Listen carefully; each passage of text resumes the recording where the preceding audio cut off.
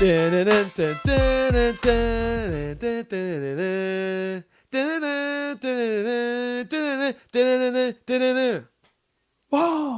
What are your thoughts Baby. on? Did I do a good job?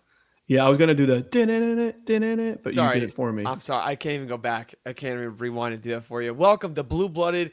That, by the way, this is the last week of February. That's why I did that. And the March vibes are here, but like that was the last week. This is the last week of February. We're here, baby. So if you couldn't figure that out, this is Blue Blooded. If you didn't know that, you're at the wrong. If you're not here to listen to college basketball, you're at the wrong podcast. We had a lot to talk to today. It's gonna be a good episode. Very good episode. It's a very special guest, T3, otherwise known as T3 Bracketology, the GOAT of Twitter bracketology. In my opinion, he is amazing at what he does. On camera, so you see his face and you get to hear his name. I feel like most people don't know that. I learned it today, so You haven't even watched it yet. As of recording this, you haven't even seen it yet. correct. So you will see him. You'll meet him. He's a great guy. He's great at what he does. We talk everything that everyone asks on this. It's like a 55-minute segment, so I hope you guys enjoy it. But we talk about every Cinderella team possible, basically, like literally over a dozen mid-major teams we think could make a tournament run. We talk about every single seed line in his latest bracketology and who we think could be better or worse and good and bad and whatever, and everything in between. So that'll be a lot of fun. We got a lot of notes to talk about, a lot of news. Ryan versus the NCAA will come up at some point. We will talk about that. Some injury updates, some massive, massive games we had this weekend, like Michigan, Duke, Houston, Arizona, and our regularly scheduled segments. Also, Wow. New Jersey. A New Jersey from New Jersey. You can see what I'm wearing. Rutgers behind me. The Rutgers Scarlet Knights. The back of the jersey, by the way, let me show everybody. If you're not watching, you can't see. It's customized. It's got the name on the Wow. back and everything. I chose number 1. What do you think? I mean, you're number one, so I just thought it would look cool. And also, look at the little New Jersey. yeah, it's great. Come on, man. Go Rutgers. Actually, I think it's perfect that in that jersey, the state of New Jersey is white because we are never getting rid of the snow here. Yeah, that's why we're virtual again. If people couldn't tell, It's crazy. Crazy. there's about a foot of snow on the ground already. it is crazy. Not going to be fun in the morning to shovel. Nope. And Nope. you have a torn ACL. I'm not shoveling. Who does it at your house? Fortunately, I have very kind neighbors, but Wow. on the off chance they don't do it this time, I have a landscaping company ready and willing. Wow. Okay. I mean, I gotta pay for it, but you know. Yeah, that's a pull. I haven't dipped into that yet, but I'll be out there in the morning fighting for my life. But anyways, shout out to Rutgers. Jordan, the friends of the program. All right, a lot of news and notes to get through today. Why don't we start with some injury stuff. JT Toppin, obviously torn ACL. You got the Texas Tech hat on. That was earlier in the week. I think that was on Monday or Tuesday? I think it was the injury happened I think the day after we recorded. Yeah, and then the next morning, I think it was Tuesday or whatever it was, but obviously out for the entire season, potential National Player of the Year, first team All-American. That is absolutely awful. It sucks for Texas Tech. They still put up 100 points on K-State nonetheless, but still put up 100 points on a Big 12 team.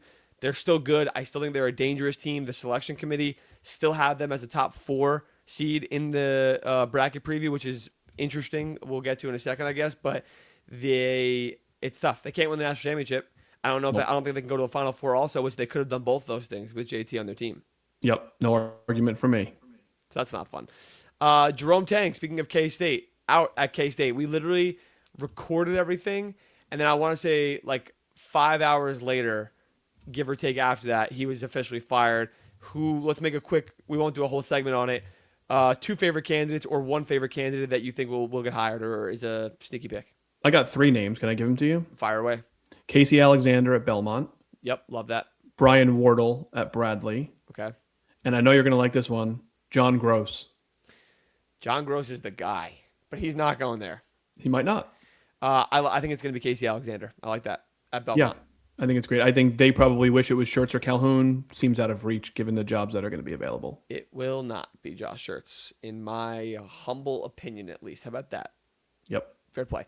Okay, speaking of coaches, Travis Steele, Miami University head coach of the Redhawks, got offered a massive extension through, I think it was 33-34 season, and it got phrased to make him one of the highest paid coaches in the MAC. How about the highest paid coach in the MAC? What else does he have to do? Win the national championship in the MAC to become the highest paid? I think it would be they just didn't. We weren't sure. Right. It wasn't signed, so they couldn't say it He yet. and he said, I like how he did it because like Travis Steele knows how this is gonna go. He's gonna have offers. He's gonna have to think about this at the end of the season, which he's not right now.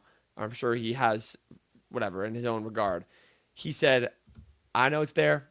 I'm grateful for it. It's awesome. I'm gonna worry about it at the end of the season. Good job, Travis Steele. Yep. Can't sign that yet.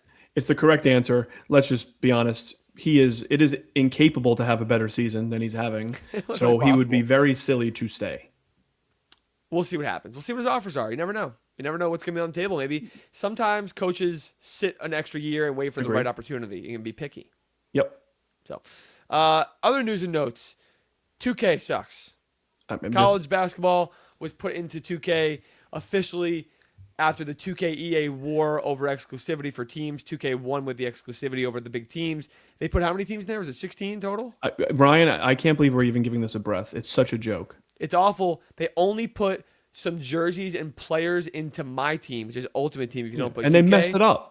And right, Isaiah Evans is a lefty. They spelled Yaxel Lendeborg. I think Yazel Lendeborg. Is that right? Yazel. Yep. And they had the big blue nation shirt with the Houston logo on it. The Kentucky shirt was a Houston logo. Didn't know Houston changed to blue. That was interesting. Yeah. It's just all around sad because they say that they were doing this and they are very obviously rushed this. I can't believe in a professional video game they don't have like enough people going through like maybe 3 or 4 times just to grammatically check everything. Just cross your T's, dot your I's. On the opposite side of the spectrum, GTA 6 has taken about a decade to come out, so you can take your time too. I'd rather the GTA 6 route.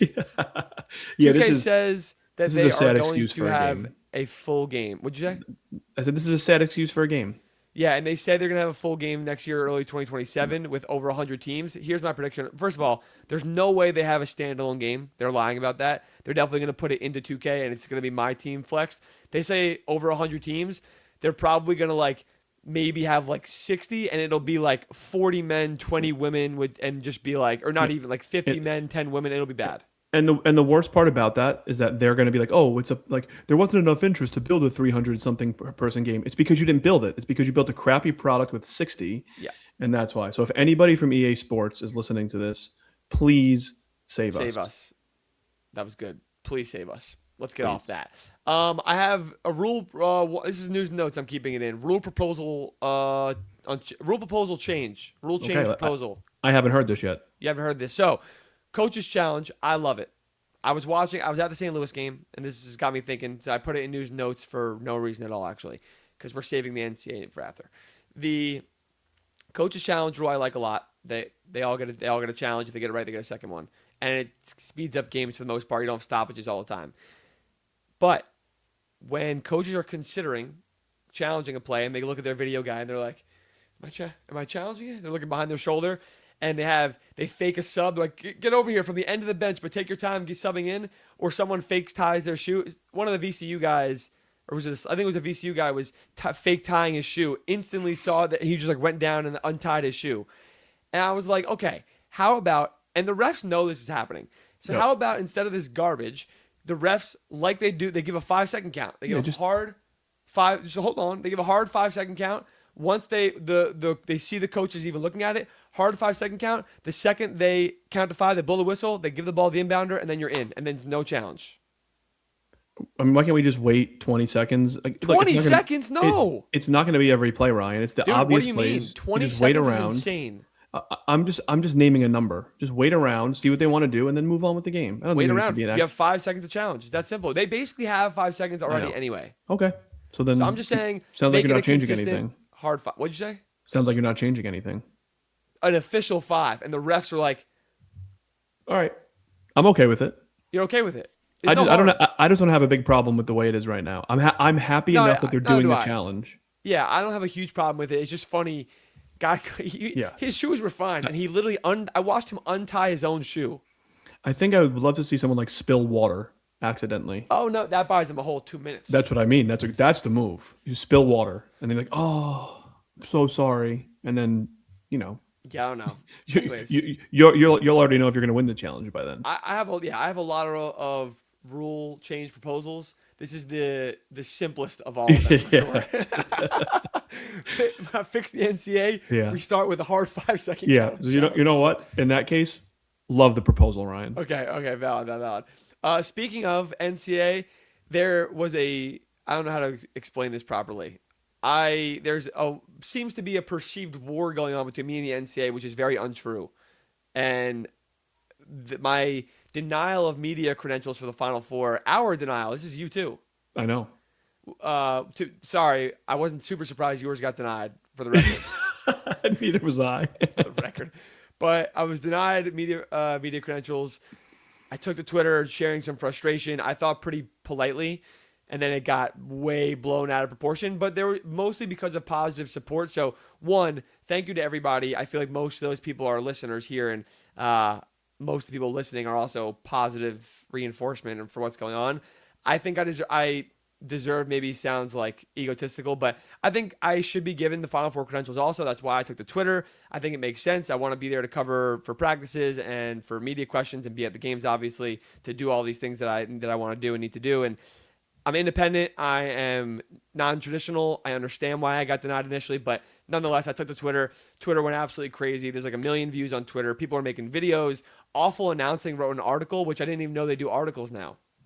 I think that's all they do is like the quick snippet articles. Well, no, usually they do like Awful Announcing clips. Yeah, true. But now they're an official source, and it seemed reputable to me now.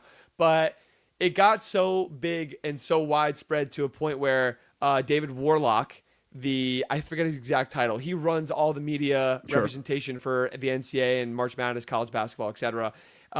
He emailed me. He even put on Twitter about how like he talked to me. So to tell everyone what's going on, the update on the situation, I don't have them now or yet or whatever. I'm talking to Dave and the NCAA people ideally this upcoming week after this episode is released, and hopefully we resolve it. And it felt like a misunderstanding for the most part, and it seemed like I was spewing hate stuff, but that wasn't untrue. Yep. I'll have your back also for a second here too, and also say that like you waited quite a while to put this on Twitter because you've gotten denied multiple times at this point. About a month and a half I waited for this. And I think it's great that David reached out, and I am extremely confident that you're going to get what you're asking for here, and me by association. But what if you get denied? That would be funny. It might happen. It might happen. I know. You need a camera guy. Anyway, but had you not tweeted it, he probably wouldn't have reached out to you. No, I don't think so. And he did say that he saw he knew who I was and of my work initially when I put my request in. Right. So it wasn't like a blind no, yeah. Didn't really realize at all. Like he has some understanding. I don't know how much, whatever, but yeah, I don't know. Yeah, that was it was a wild day for me because my name got caught up in it because I was the first one on there, and I got a lot of texts about it. Yeah, I will reserve it for off air, but I already know the types of calls and texts you got. So yeah, I got a lot of hate stuff, and I also understand that with more volume and growth in general, there's like in volume in the law of averages, there's more hate and negativity. So no. That's not what I was talking about. I'm just saying you had so many people reach out to you. Yeah, I don't about it. I do my best on my phone and messages and texts and DMs and stuff, especially, but it's really hard, especially this time of the year. So if I don't answer you, even if you're a close friend listening, it's not because I don't love you and I don't like you. It's just because there's a lot of stuff on my phone right now, and I don't know if you know this, 24/7 I'm on Do Not Disturb except for like 6 people. I know you are. It's like it's our family of 5. It's more than 6. Family of 5, Jess, and then my manager / agent. Shout out Mike. Shout out CAA. Anyways, nonetheless, that's the update on the NCAA stuff, and that's going to do it for news and notes today.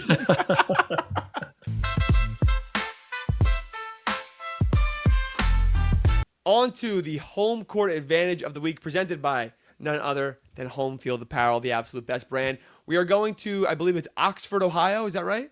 Oxford, Ohio, home of the Miami unit. Wait, why are they not in Miami?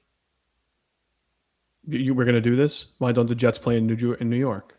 No, is Miami a town nearby next to it, I assume? You're asking the wrong person, my friend. We go to the Miami University Redhawks in Oxford, Ohio at, I think it's called Millett Hall. Is that correct also? That's right. They, obviously in this undefeated season, the fans have been coming out like crazy. It's been great environments.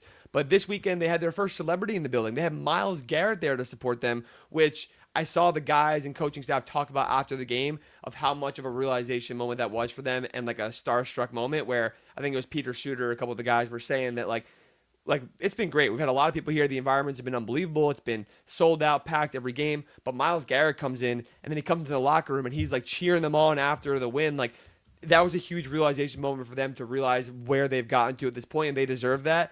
They deserve to have Millett Hall packed out to the brim for every single home game and every single game possible. So shout out to Miami because this is putting the program completely on the map. Obviously, Wally Zerbiak and some teams in the past have had success years ago, but it like really for the younger generation especially, some people didn't know what Miami University of Ohio even was. They just assumed it was U of M down in Florida. So massive season for them, and I feel like Friday night, their home game against Bowling Green, the sellout crowd, Myles Garrett in the building was everything for them. So gotta shout out Millett Hall, Miami, Ohio.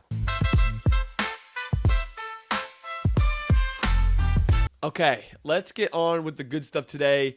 Before we get into the T3 segment, I feel like me and you have some games we want to talk about. We're going to talk about St. Louis a little bit. I want to talk about the big games, Arizona, Houston, Duke, Michigan, and then we'll do a little Darren Peterson. How about that? Let's rock, baby. What do you want to start with? I'll let you decide. Why don't we start with SLU? You were down there. Tell us about the trip. I was down there. Very fun. Josh Shirts, officially hashtag my guy. We sat there and talked about analytics after practice for 30 minutes while people were shooting around. Like, no joke. Apparently his son told me he's a talker. He can talk all day long. Me and him were on back and forth about every single analytical thing possible, how he builds his roster, how they build their system, why they do the things they do, if it'll change at different levels of the sport. It was awesome. It was eye-opening for me too. So officially hashtag my guy. Great people out there. Chaffetz Arena was absolutely electric. I still haven't done the video yet on the game day ranking, but it is relatively high, especially for a mid-major ranking. 10,000 people, modern, great scoreboards, great food there. Really, really cool. Right in the middle of campus. The team is damn near awesome. I think that was the biggest thing is that people have been asking. They always ask at the mid-majors in general.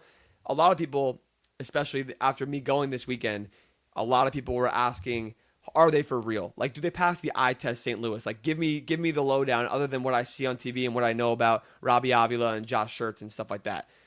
Question, how for real are they is what I got asked. My answer to that is yes. I don't have just yes. They are, yes, yeah. Absolutely. They beat VCU in a really tough game by the way, the fight. I forgot about that. There was a fight. I was just recording at the end, like the environment. And I was like, oh, it's so cool. The fans go crazy. Turn my camera. Barry Evans is throwing, I think it was Deion Brown to the ground. And I was like, also, oh my God, what's happening? Barry Evans, hashtag your guy too. I love Barry Evans. Yeah, I also met him. I met the VCU. VCU is a friend of the program. I met them also, and we were hanging out during shoot around that day. But this is about SLU. But yes, Barry Evans, hashtag my guy. That was not cool though. No, it wasn't cool. I haven't listened to the T3 segment that is about to air, or already did. I don't know what order you're doing this in. Sure. But they have a legitimate, they can make a Final Four. It depends on the path, obviously, but I don't see why they can't. Yeah, Final Four might be a stretch because my only worry for St. Louis is that like the big athletic teams that can force them into hectic turnover games and can really just demoralize them down low will be a problem. But those teams are your Michigan, Duke, Arizona, obviously. Sure. But even Houston's defense, I even think Florida, Illinois size, even Gonzaga has size like that. I think there are a lot of teams, but there are also teams like Nebraska, I think, and Kansas that they match up very well against that they could reasonably face in the second round. Well, I was going to say they're also going to have a good enough seed where somebody else can knock off those other teams. They're going to be around, my guess is around a 6 or 7 seed the way things are going right now. They're currently a 7 seed in most bracketologies, but say they're sitting around a 6 or 7 seed, they're going to have a game in the first round that they'll be favorited to win or that they can definitely win. And then they're going to have to play a 2 or 3 seed. And I think staying off the 8-9 seed line is massive for them because if they play a 1 seed, they're going to be screwed. I was going to say, if they win the whole A10 tournament they win the last 4 games, they're going to be better than a 6 or 7 seed. They'll probably be a 5, I would guess, at that point. And again, at that point, you don't play a 1 seed if they get there until the Sweet 16. So that's what I mean. I think they're definitely matchup dependent because the athleticism, a good defense that forces a lot of turnovers can give them a little bit of hell and give them issues for sure. That being said, their team is legit. Obviously, analytically, their analytical profiles are absolutely gorgeous. The shot profiles, they got 3 dudes Trey Green, Ishan Sharma, and Brady Dunlap are as high major of shooters as you want. They all come from high major programs, so it obviously makes sense. But no joke, three of the best shooters in the country. Ishan Sharma is my absolute dog right there. I was talking to him after the That game is too. great. I told him, I was like, not only is your form the purest I've ever seen in my entire life, it's a strong form. Everything looks like it's going in. He has like, I told him, I was like, you from New York? Because he has like a New York vibe in him, and the entire team kind of does it a little bit in terms of like the grit and intensity. But he's like, no, I'm from Canada, which is crazy. So, but Ishan Sharma, I absolutely love him. Obviously, Robbie Avila. They got Kellen Thames and Amari McCautry, a bunch of other athletes that play well. They run the floor. They're fast paced. Their system is very, very strong. They're defensively better than I expected them to be. They're athletic enough to compete with most power teams. Again, just not those like crazy power teams. I just think, and they have the spurt ability. The spurt ability, the ability to go on runs is unbelievable. They were getting their ass kicked versus VCU, it would have felt like, and they were only down like 8, actually, what it was. All of a sudden, I forget who it was. I think Sharma and someone else hit a three. They hit a couple of shots, and then they go on this massive run, and they end up winning by damn near 20. Like against a really good VCU team. VCU is still a good team, whether they're going to be in the tournament or not. Like they're still a good team. Very, very impressive with their ability to go on runs. And I love their attitude. Like I said, the way they're willing to just fight for every rebound possible, diving all over the place. When I was at their practice, it was a 2.5-hour practice the day before a game, their biggest game of the year.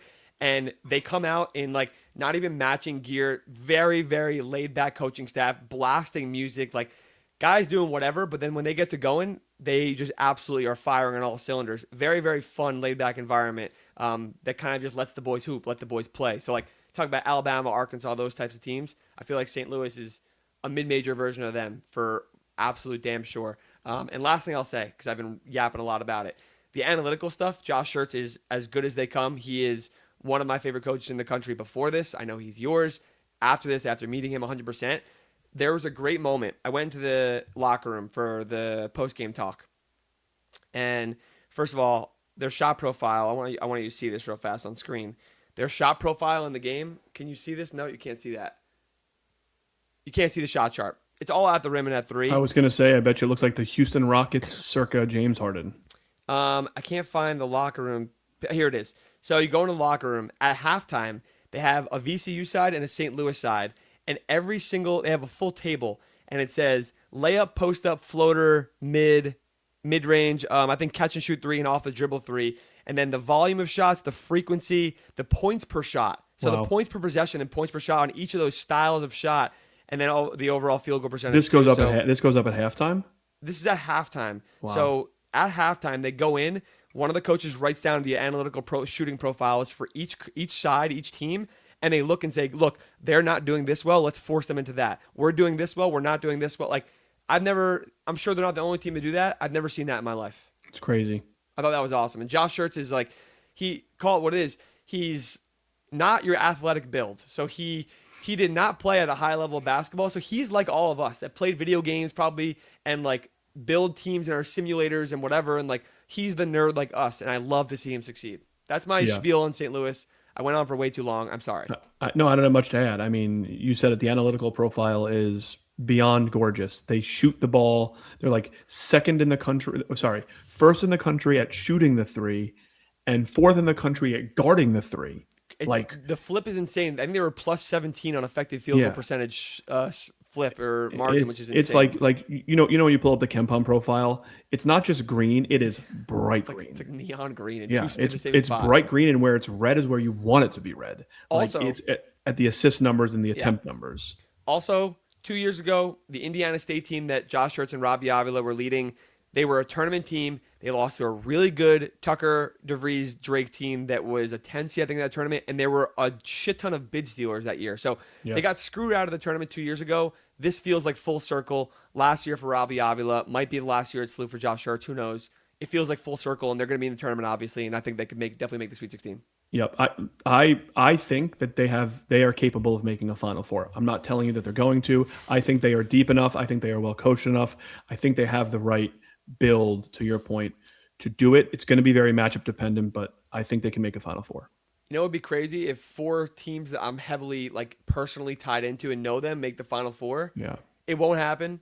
But imagine if it was like St. Louis, Iowa State, Florida. Florida, and then pick of the litter of like if NC State makes a run or something Yeah, like that, yeah, or that'd like be. BYU, I don't know, or something like that. It'd be I imagine crazy. you still got denied a credential for that.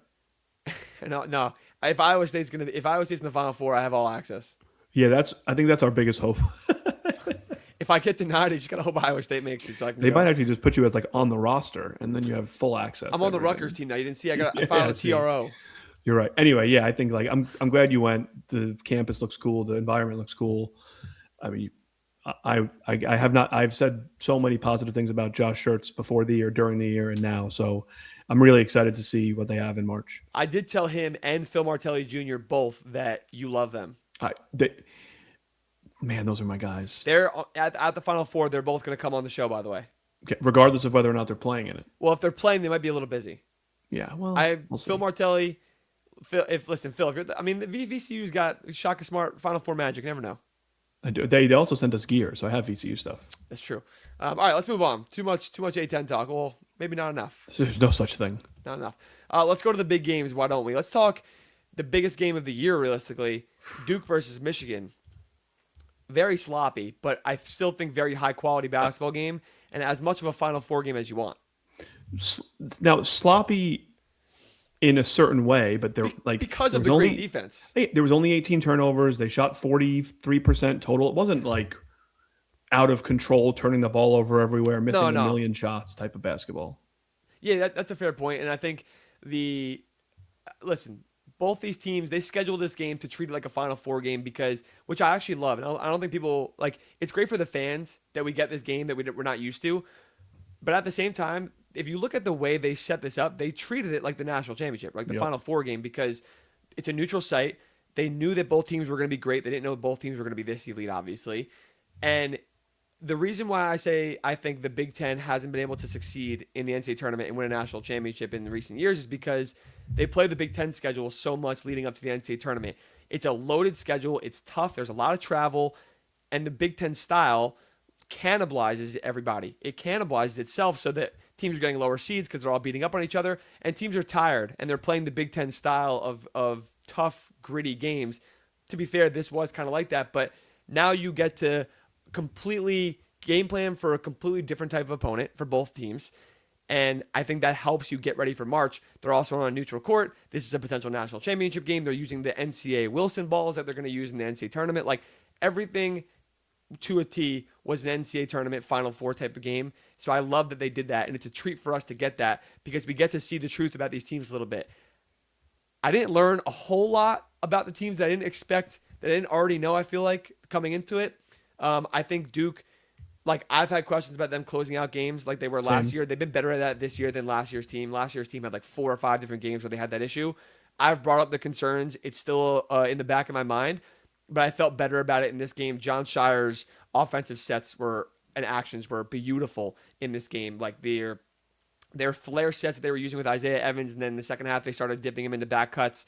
I thought were awesome, and Cam Boozer was great. People were talking about Cam Boozer so disrespectfully online, saying like all he does is back down guards and then get easy twos.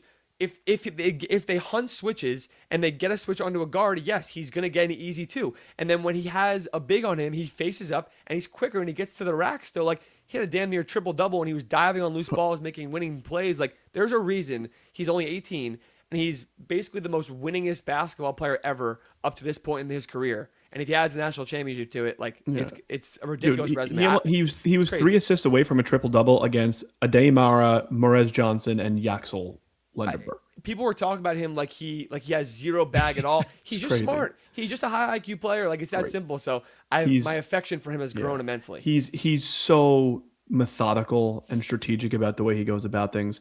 I agree with you. I didn't learn a ton about them, about either team, but I do think that, like to your point about the sets that Shire was calling, like this is a different environment for the coaches too, and they treated it True. like that. I also love that the game is played in DC, which is the host of the East Regional this year. There isn't going to be an Elite Eight game in Oh DC this wow! year, And it's gonna be Duke, obviously. and it's going to be If they're like once they get to the second weekend, it'll be there. For yeah, them. that's correct. Wow, I didn't realize that. So Duke probably said Michigan said let's meet somewhere neutral, and they said let's play at DC. It's East Regional. They said sure, why not? Yep. Well, and look, like let's call a spade a spade. Duke didn't expect Michigan to be the number one team in the country at the end of No, February. they probably thought like could be probably top 10, maybe top 5 exactly, and Yeah. who knows where Yeah, it's true. You never know. we as a college basketball nation got everything we wanted out of this game. It was close down the stretch, great players. Yaxel looked amazing. Cam Yax was looked good. amazing. That was a We big got everything part. we wanted. The Yaxel being able to be an alpha, I thought was big. He was more of it in the first half. Their shot making was not great. Duke made it tough for them, obviously, and Pat Gongbo was awesome defensively to me. But Michigan, I don't know. I don't have like negative takeaways. Like they lost the game, but like it's whatever. I have zero panic about either team. After the game, when they asked Yaxel and Merez about how good Cam Boozer is, and Yaxel started laughing. Did you see that? I did not see it. So, you gotta go look at that. So it's Dusty and then Merez and Yaxel on either side of the presser. Michigan lost. If you remember that, they lost the game. Guy asked about how good Cam Boozer is, and Yaxel goes to answer. He doesn't say anything, and he just like, and he starts laughing and smiling because it seems it. I mean, what everyone's taking away, what I take away is that he doesn't think Cam's actually that good, I didn't and want he to say showed it. nothing good. And he's sitting there smiling. We love Yaxel. I love Yaxel. Yeah, same. You just lost a game that you wanted to treat like a Final Four game, and you're sitting He's there had laughing a next to your head coach. rough week with cameras in front of Yaxel. I'll just say Oh that. yeah, yeah, that's true. He's all about the camp. I just don't. I don't know. That was weird to me. Yeah. That didn't sit right with me, and I don't love that. And also like there was an ounce of like this game was a dogfight for sure. Towards the end, it was like really got to grind it out. Michigan is not like soft by any means, No. and I don't think that many teams can make that type of game it happen against Michigan. There's 3 or 4 of them in the country probably, and Duke is one of them, so it won't happen again until the Elite Eight or beyond. But I didn't love them in that matchup because they are so good at scoring out in transition. They get defensive rebounds, they push it. Ademar is either throwing it full court downfield like prime Russell Wilson, or they're in transition on the flank to Elliot Cadeau, and then they're trying to seed one down to Yaxel. Duke was amazing. If you watch them back, every time the ball goes up, they are sprinting back. So Michigan had to play half-court offense more. They got shots they didn't like. They had a couple of turnovers they didn't want. So I think making them uncomfortable is not easy, but the teams that can do it like a Duke, maybe a Houston or Arizona probably also, like there's not many teams, those teams can beat Michigan like that. So that was interesting to watch also. That has a slight thing worry for me about Michigan only winning the national championship, not Yep. like losing early or anything. Yep. So, Agreed. I have concern about the guards. I think Cadeau's arm's okay. That was a weird yeah. stinger. It looked like, Yeah, I don't know. but He looked okay afterwards. yeah, he looked okay. I mean, Burnett didn't hit a shot all night. They had a rough night from their guards. So, Yeah. yeah, they're gonna need to fix that a little Elliott bit. hit Yeah, that one I'm big not, shot at the end though. he Remember did. that? He He was like did. 0 for 7, and he took that. That was some stones on him. I like to see that a Yeah. lot. Yeah, I mean, and again, they need a guy who's willing to do it, and we know he's willing to shoot it. So, That's my um, worry though for them. Also, like yeah, they need a yeah, guard who's explosive. Like Namari and Elliott can hit shots. They have like Trey McKinney can hit shots. Also, I just yeah. don't. LJ Casons was pretty good. Also, I think too. He's a He wa- great he backup point he guard. was But, good. like, You're right. I meant to no, I just get worried. the starting Who, guards. like, Yeah, no, me too. if it comes to that point against a team like Duke again, like I don't know who hits shots Yep. down the stretch. Yep. Yeah, I like put a bow on it coming out of it. Yes, they're both Final Four teams. Yes, they're both national contender teams. But I think Duke put to rest a lot of the like can't close out games against good teams with this one. Hand up. That's on me. Yep. Okay, let's move on to another game. Potentially the other Final Four game, Arizona versus Bro. Houston. I mean, we're so blessed to have those two games in one day. Arizona goes into Fertitta, wins without Koa Pete and without Dwayne Aristo. They continue to impress me every single game, man. It is 100%. crazy. They're that. I mean, they were I think 5.5 point dogs in that game for good reason. And Houston coming off the loss. By the way, let me get this. Let me make sure I get this right because I was the one who tweeted this actually. Unless you remember it off the top of your head. It depends what you're about to say because I have something else coming at you. Why don't you go first? I believe I don't know what the exact dates were, but on Saturday of this week, Houston travels to Kansas. They do. Um, No. They go to tonight as of posting this. Oh, Big Monday. well, yeah. Oh, okay. Sorry. What's up with the?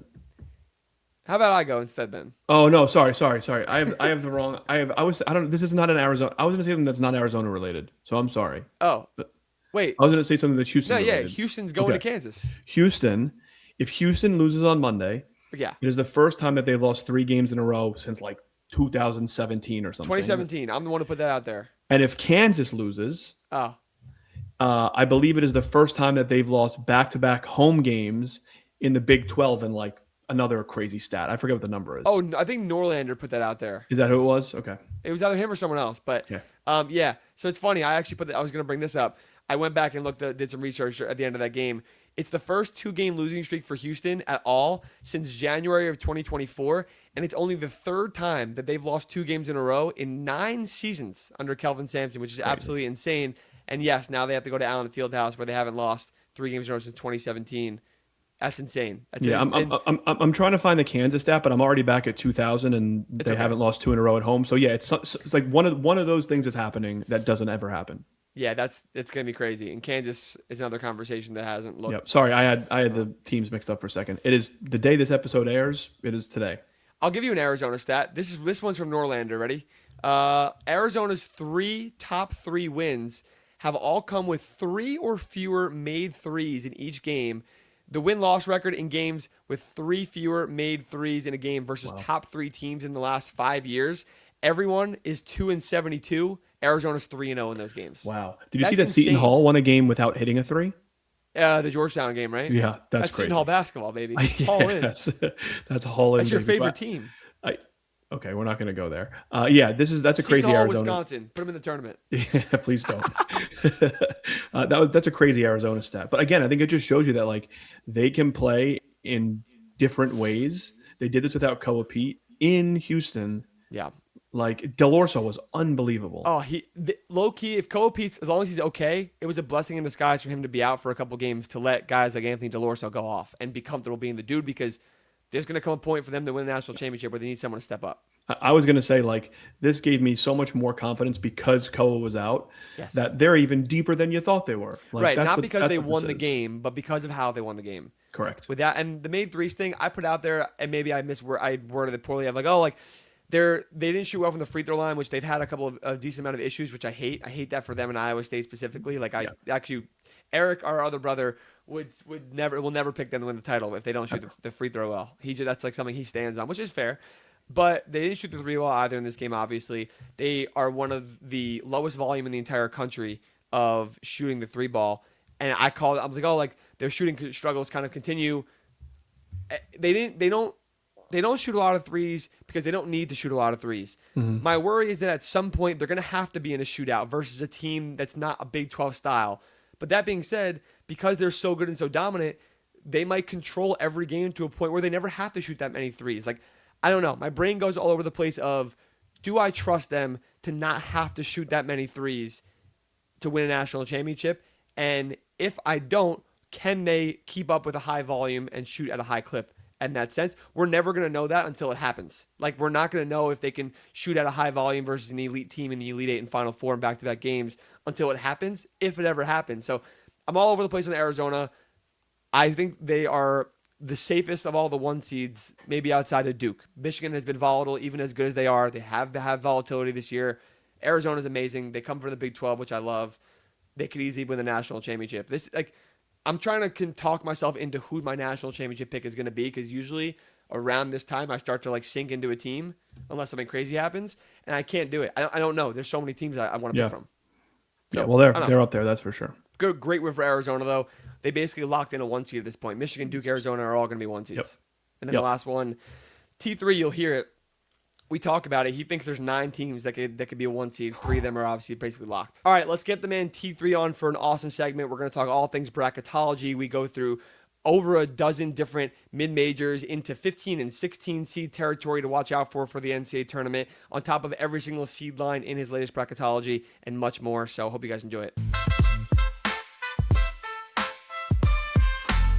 All right, special segment. March is near. We got some bracket talk. We got the man himself. I don't want to call you Tommy. We'll call you T3, like you said. We'll introduce, because you said Tommy's out there because of Joel and Artie, but T3, known as T3 Bracketology, but T3, one of the best independent analysts out there. He does great bracketology and seedless stuff. He does amazing job covering mid-major basketball, and this is our first time meeting face-to-face, so it's good to have you on, my man. Yeah, it's absolutely a blast to be here. You're doing a lot of great stuff in the college basketball space, too. Excited to talk about the seedless, mid-majors, college basketball, anything. Love the shirt today, too, by the way. UT Martin repping. Absolutely love it. So Skyhawks, baby. A mid-major, I had to put a mid-major shirt on for you. So. Oh, yeah, I love it. I'm wearing a Phoenix Suns sweatshirt, so I kind of dropped the ball. I should have put my Chicago State sweatshirt on after our win yesterday. beat Central Connecticut by 19. I'm like, should be repping, but Chicago State's still an independent non-conference team to me in my brain. yeah, the NEC is still relatively fresh. So, but we got a shot at the dance now with being in the NEC. There's like 2 or 3 teams that are still ineligible, which Yeah. normally I'm like, oh, it pisses me off. Like, can't make the tournament, but less teams in the way of Chicago State. It's like 6 or 7 that can actually make it. I'm like, I'll take it this year. It's kind of like the WAC. The WAC and the NEC are just like there's no teams basically, and Yeah. they're ineligible teams. So who knows what's going to happen? It could be anybody coming out of there, and you could have Yeah. some very interesting teams coming out. Yeah, for No, sure. this is a great point of the year to talk bracket. Obviously, we just had the bracket preview on Saturday with the top 16 overall seeds and top 4 seed lines from the selection committee. The media mock committee was in Indy doing stuff last week. The entire country of sports fans has turned to college basketball, and what an amazing 2 weeks for them to do that. But I feel like it's a great point to talk bracket. People have been asking us, hey, like, talk about your guys' bracketology. I haven't done it a lot because I trust people like you who are great at what you guys do, and I think it's good to rely on the experts. I am not a bracketology expert. I'm good at it. I'm not great at it. So I like to rely on the people like you, and I think it's good to bring you on. Obviously, also T3 Podcast. We got to shout that out, too. I know you've been working on that this year, which has been a fun listen also. So the real sickos on here, and we have sickos, need to listen to that also. So, yeah, let's do seedless. Let's talk about it. I have an exclusive look of your most recent seed list as of 20 minutes ago. So you do it every Friday, is that right? Yeah, and this time of year it'll get to Friday and then Mondays or Tuesdays. So I bump it up to twice a week for people because I know this is when it gets super intense after the Saturdays. But you did get that first fresh look right off the bat. So blue-blooded podcast, special things going on. Blue-blooded exclusive, Yeah, there exactly. you go. On the seed list, your most recent seed list that I have, who are the teams that are like drastically rising up or drastically rising or falling down in seed lines that you think could kind of continue that trend that people should watch out for? I mean, the first one that comes to mind for me, because I also do birth watch graphics twice a week, and I probably prematurely locked Clemson 1 game in advance. They still got to get through Georgia Tech at the end of the season, which I think if they are able to get through that hurdle, I feel no issues with my lock status, if you will. But they've definitely been a bit of a free fall. They were more like a 5 or 6 a few weeks ago. They're down to a 9 seed for me today after the loss that they had yesterday to Florida State. Florida State's playing a lot better. I mean, it's not actually that bad. It's just Florida State across the boards in that range. But that's a team for sure that's fallen a little bit. Obviously, everybody on the 4 bubble. losses in a row too. Like Yeah. Virginia Tech, Duke, Wake, FSU. Virginia Tech, whatever, Duke is fine, but like Wake and FSU also on the back. Like 4 losses is awful. They probably haven't lost 4 games in a row in years, if I can imagine. So Yeah, at least when they're in the picture. I mean, thankfully for them, and it's really like this every year, the bubble is so bad that I mean, that's why they're still a 9 seed, and they're not even my lowest 9 seed. Like, they still got a little bit of breathing room in there. I mean, we're talking about a team like Auburn who gets a win to move to 15 and 12, and I'm like, they're probably 7 or 8 spots above the bubble at this point at 15 and 12. So I think Auburn Clemson's going to still be fine. that team? Are they going to be that SEC team that has like 14 losses and people are like, I can't believe this team's in the tournament, even though they have some pretty significant wins and like it feels like their resume. Like this is the one time that I feel okay about having a 13-14 team loss in the tournament, and like, it's fine because I've watched them a million times. Like, they are a tournament quality team. Yeah, especially in comparison to some of these other examples that are down there at the bottom, like a USC or Indiana, who's like 4-10 in Q1, Q2. Like, Auburn's got the really rough amount of losses, but they've played the toughest schedule in the whole country, and I think they've beat 5 or 6 NCAA tournament teams already. Which there's plenty of teams we're debating that have 1 win over a tournament team all season. North Carolina last year had 1 win over a tournament team all year. So I can get where people are going, where it's like the overall record and some of that like AP poll college football mindset is like, why is this team in the mix? But like all the metrics fit into there. Like it feels very similar to Michigan a couple years ago that only had 17 wins. Yep. And they were not only in, but they were above Dayton. Just feels like we're destined for, as long as Auburn's not like 500 actually, if they're a couple games over, they're probably going to be a double-digit seed that's above Dayton, just because like you do have to reward the schedule a bit. I mean, they went out and played a gauntlet, the non-conference. It's literally the best schedule. Like, this isn't Bethune-Cookman or Mississippi Valley State. Like, Auburn's they did play Bethune-Cookman. They did, yeah. They almost lost. They almost lost, yeah. This whole thing would be different if they lost that game. Like, if that's what these all matter. Like, you go back to, I mean, we're talking about Cincinnati a little bit recently, lost to Eastern Michigan the non-conference. They've been on an absolute tear after Wes Miller was apologizing to the fans like Yeah. 20 days ago. They haven't lost since then. But Cincy's are they a lock out? There's no way they can get an at large unless they go to like win out until the Big 12 tournament final or something like that. I do feel like it probably requires a little bit of that. They do have to win out the regular season for me, which I think Yeah. will require. I think they have a road game against Texas Tech still left, which Week Texas 8. Tech, like shout out to Texas Tech though. I mean, they looked a lot. They looked pretty good. I mean, Kansas State's terrible, but they looked Awful. pretty good. Still offensively, scoring 100 points on a Power Five team, still good. Yeah. But it is a different version, to your point, of Texas Tech. But I think they got to win out that, and then they've probably got to get at least a couple. I don't know if there's ever a set like you got to make the final, the semifinals. Like it's always a Yeah. little questionable how much the conference tournaments count. Like 'cause Yeah. the committee meets on the Wednesday or Thursday of that week, so that'll be an interesting one. Yeah. For sure. What are a couple of teams that are on the rise in the bracket that are firmly in the field right now that you think could even have room to grow even more? One that really jumped out to me a lot is Wisconsin. I jumped them back up to a 6 seed, and one of the reasons why that was the case for me is the committee multiple times in the top 16 reveal yesterday brought up top 3 wins, and Wisconsin's got a very nice trio of top 3 wins up there. So I It think should be a that's 1 seed in that sense. Exactly. yeah. If you're just ranking that, yeah, I mean Texas Tech's got 3 over 1 seeds, right, with Houston in there too. But I think that's what's going to help Wisconsin quite a bit. That last 6 seed is like a revolving door for me, and I put Wisconsin back into that spot just with some of that knowledge that's in there. So that's a team that's certainly on the rise. I think Florida is another one too that I still feel like they have an outside shot at a 1 seed. Wow, really? Yeah, I would think that if they were to win out the regular season, get through the first couple in the SEC tournament when the committee are still meeting, because I think their predictive metric average right now is 5 across the board.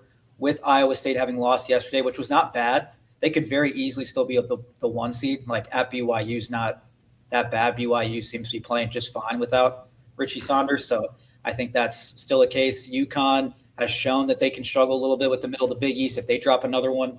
Houston had a missed opportunity; they're still in the mix. Illinois lost yesterday. Purdue and Florida are kind of like basically tied in a spot together, so And that's one to look out for yeah, sure. and a But conference championship would go a long way, regular season, and if they won the SEC tournament, where say they win out, they win the next whatever it is, 6 games, they win the SEC tournament and regular season title, obviously in the SEC, like that adds some kind of weight, right, to the committee and be like, hey, if it's Purdue and Florida, we think their resumes are dead even. This team won a conference, this team didn't. Will they do that?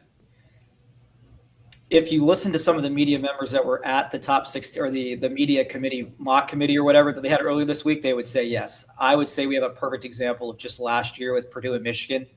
Michigan fell off a little bit, or Michigan got hot. Purdue fell off a little bit in the Big Ten tournament. They kept Purdue at a 4, Michigan at 5. Tennessee a couple years ago didn't get a seed bump over, I think it was Duke. After they won the SEC championship game, Duke fell out of the ACC. I think that was when they lost to NC State, that upset, which was great for everybody because NC State was a blast to watch that year. But I don't know, especially because it's on a Sunday. I just feel like they have to determine that Florida's already there prior to the tournament championship. The SEC regular season would help, certainly as a factor, but they're probably going to need a couple of these other teams to lose one more time. But there's plenty of tough schedules for all of them ahead that it could happen. So Florida, you think Florida has a chance at a 1 seed? That means you think that there are 9 teams that can get a 1 seed. Michigan, Duke, Arizona, UConn, Iowa State, Houston are very obviously all in contention, and then Illinois, Purdue, Florida can get 1 seeds as well. Yes, yeah, I would say they all have a good shot. I would just say because the biggest issue for Florida has been the resume metrics. Have been such a big gap. Those are now around in like the 11 area after some other teams lost. Kansas losing helped out the move up a little bit in that range. I think if that gets to single digits and their predictive metrics are so strong, they're kind of the UConn inverse. Yeah. Where UConn's 4 across the board in resume metrics. This committee loves wins above bubble. UConn's 4th. That's why I feel like after Iowa State lost last night, they were already pretty close. UConn might be back up to 4th. It could still be Iowa State, but I think if Florida gets to where it's like they're cleanly 4 across the predictives, top 4 team, and they're like 8th in resume, they got enough quad 1 wins. It's just the non-conference they didn't do enough, but it was a tough schedule. Yeah, and So- it feels like the committee has the eye test that we always talk about, right? Yeah. Like that's a team which is a great example of let's use the eye test. They've been realistically the best team in the entire country once conference play started, and numbers and data will back that up. So there are probably people on the committee that say Florida wins out. They're going to look at them and be like, hey, guys, like we should give Florida an extra bump. Like they've been better than every single team in the nation outside of maybe whatever, like Duke and Michigan and Arizona. Like they deserve that last 1 seed, especially if UConn is to drop a game or something like that. They obviously need help, Florida. Like Florida is the 9th team in the picture right now. Maybe they're the Yep. 8th team, but the fact that they have a chance at a 1 seed, they obviously need help. But that's crazy, and there's no teams in their conference ahead of them, so they don't have to like their path is within their hands. They just need Iowa State, Houston, UConn really to not be perfect. I feel like the rest of the way. Yeah, and it's wild too because I feel like normally when we're a week away from March, there's not 9 teams still in the mix. But in fairness, I do feel like the top three, Duke, Michigan, and Arizona, Michigan and Duke probably are basically locked as a 1 seed. Arizona's schedule is still tough enough, and Koa Pete being out, like I don't know how they're going to factor that if they don't do as well. But they just beat one at Houston yesterday, so I think they're plenty fine. So I feel like those three are like whatever order it ends up in is that's what they're debating for at this point. But like I don't think those three are going to drop off. So like 9 being in the mix, it's still for just one spot, and it is going to kind of come down to like a Florida or a Purdue or an Illinois probably need help where I think the other three, Houston, UConn, Iowa State, probably control it Yeah. a bit more, in my opinion, at this point. But I'm just looking out for Florida because I do feel like there's a little bit of this, like, there's still human beings in the room. You already said it. Florida looks like a top 4 team. Some of the metrics are starting to align that way, and teams around them are losing, so those resume metrics can look more respectable. Feels a little bit like St. John's last year. Florida feels better than St. John's last year, but there wasn't a lot that pointed to St. John's being a 2 seed. But it was just like they just feel like a 2 seed. Like they're just The vibe check. And there was enough there. They got a big win later on in the year to get over 500 in Q1, and it was like, all right, let's just throw them as a 2 seed. And I could see like if some of these teams finish like 3-2 or something because it's a tough schedule, and Florida wins out, I wouldn't rule them out. Yeah, we'll see what happens with Florida. Another team, talk about maybe America's team right now, Miami University. That's what we call them. I got to make sure I get that right. The Miami University Redhawks still undefeated.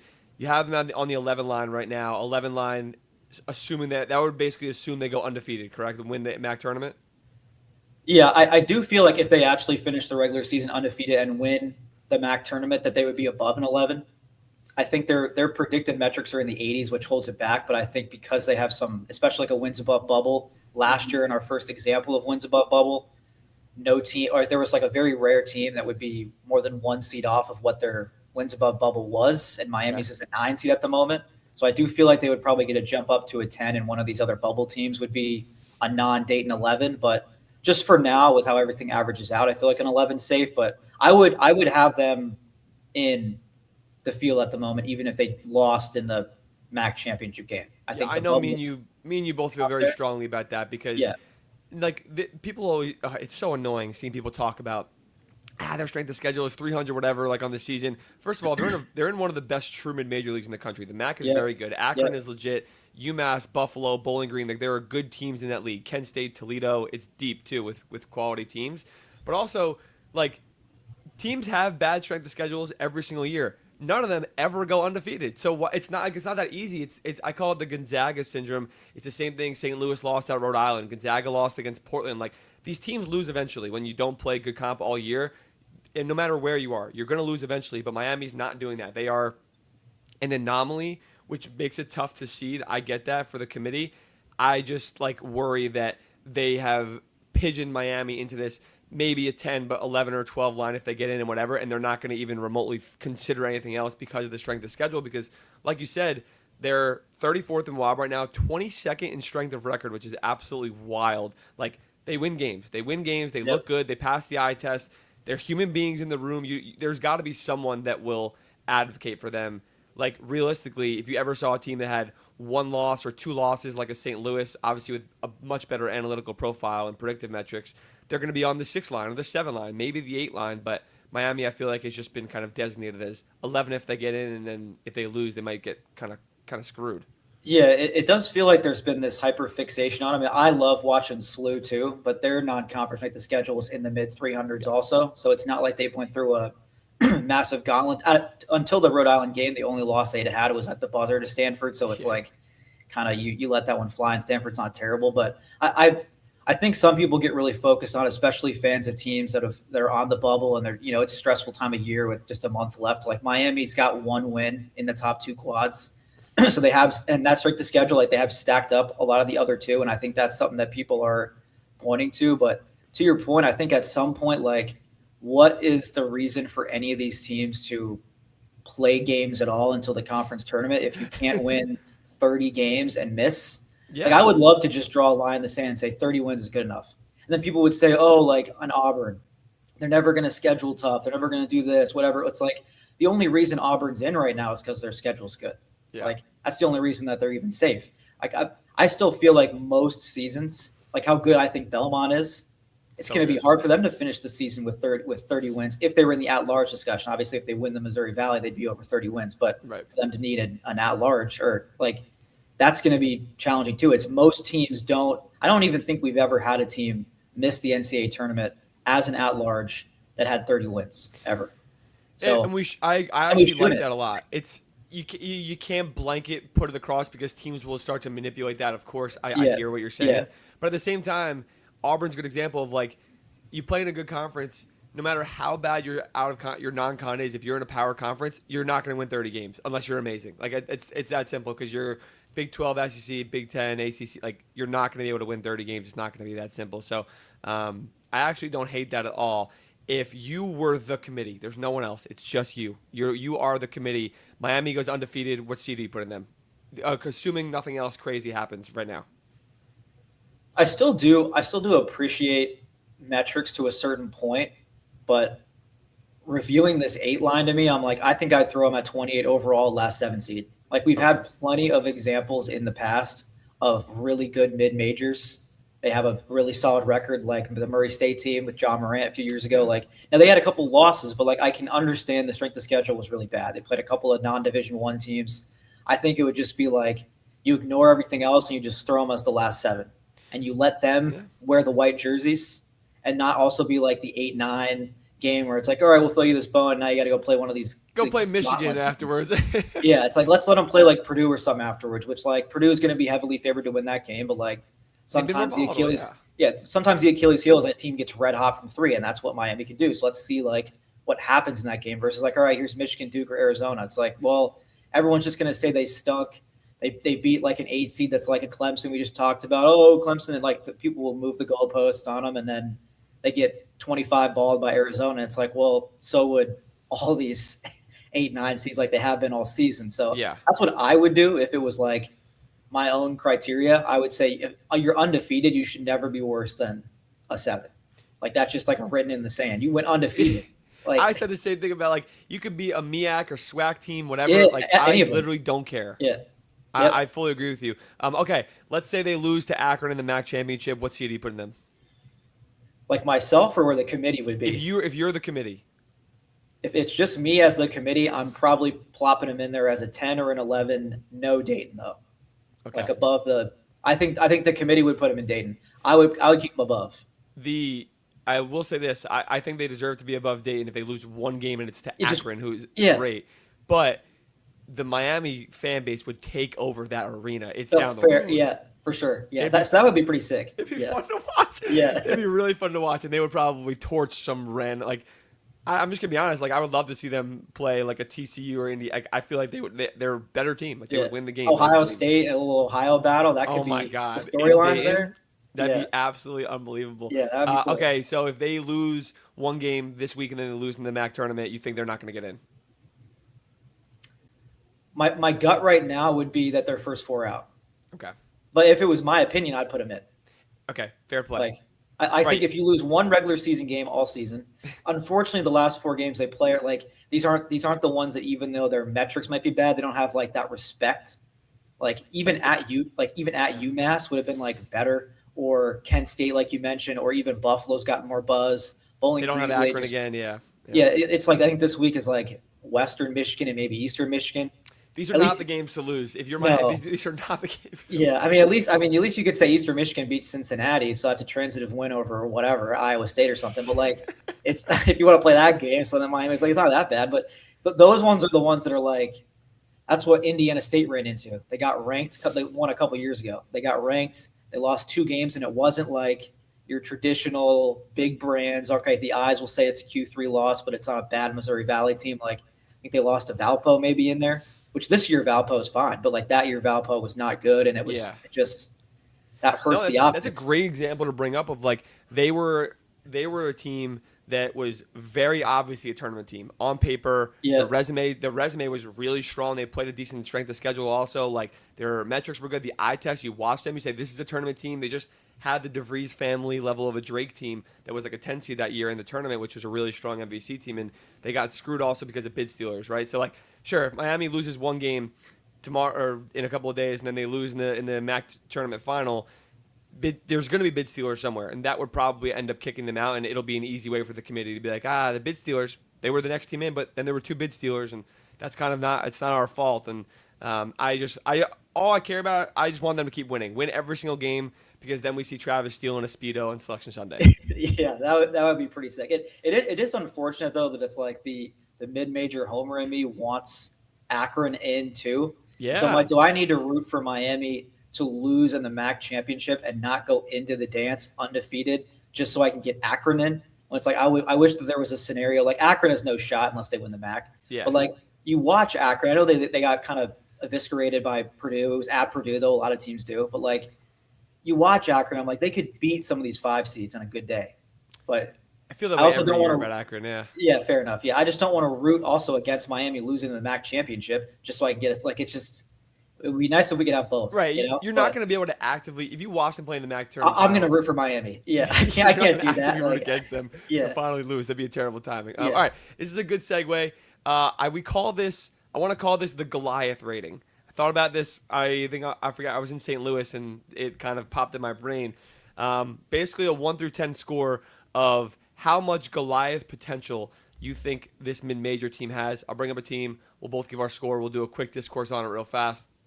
Basically, the Goliath of not able to win one game, because like St. Louis is going to get a game where they should probably win their first game. Yeah. I'm talking about Goliath rating of maybe potential Sweet 16 run, we'll say. So you'd have to theoretically beat a 1 through 5 seed at some point to get there if all things kind of panned out and went chalk beyond that.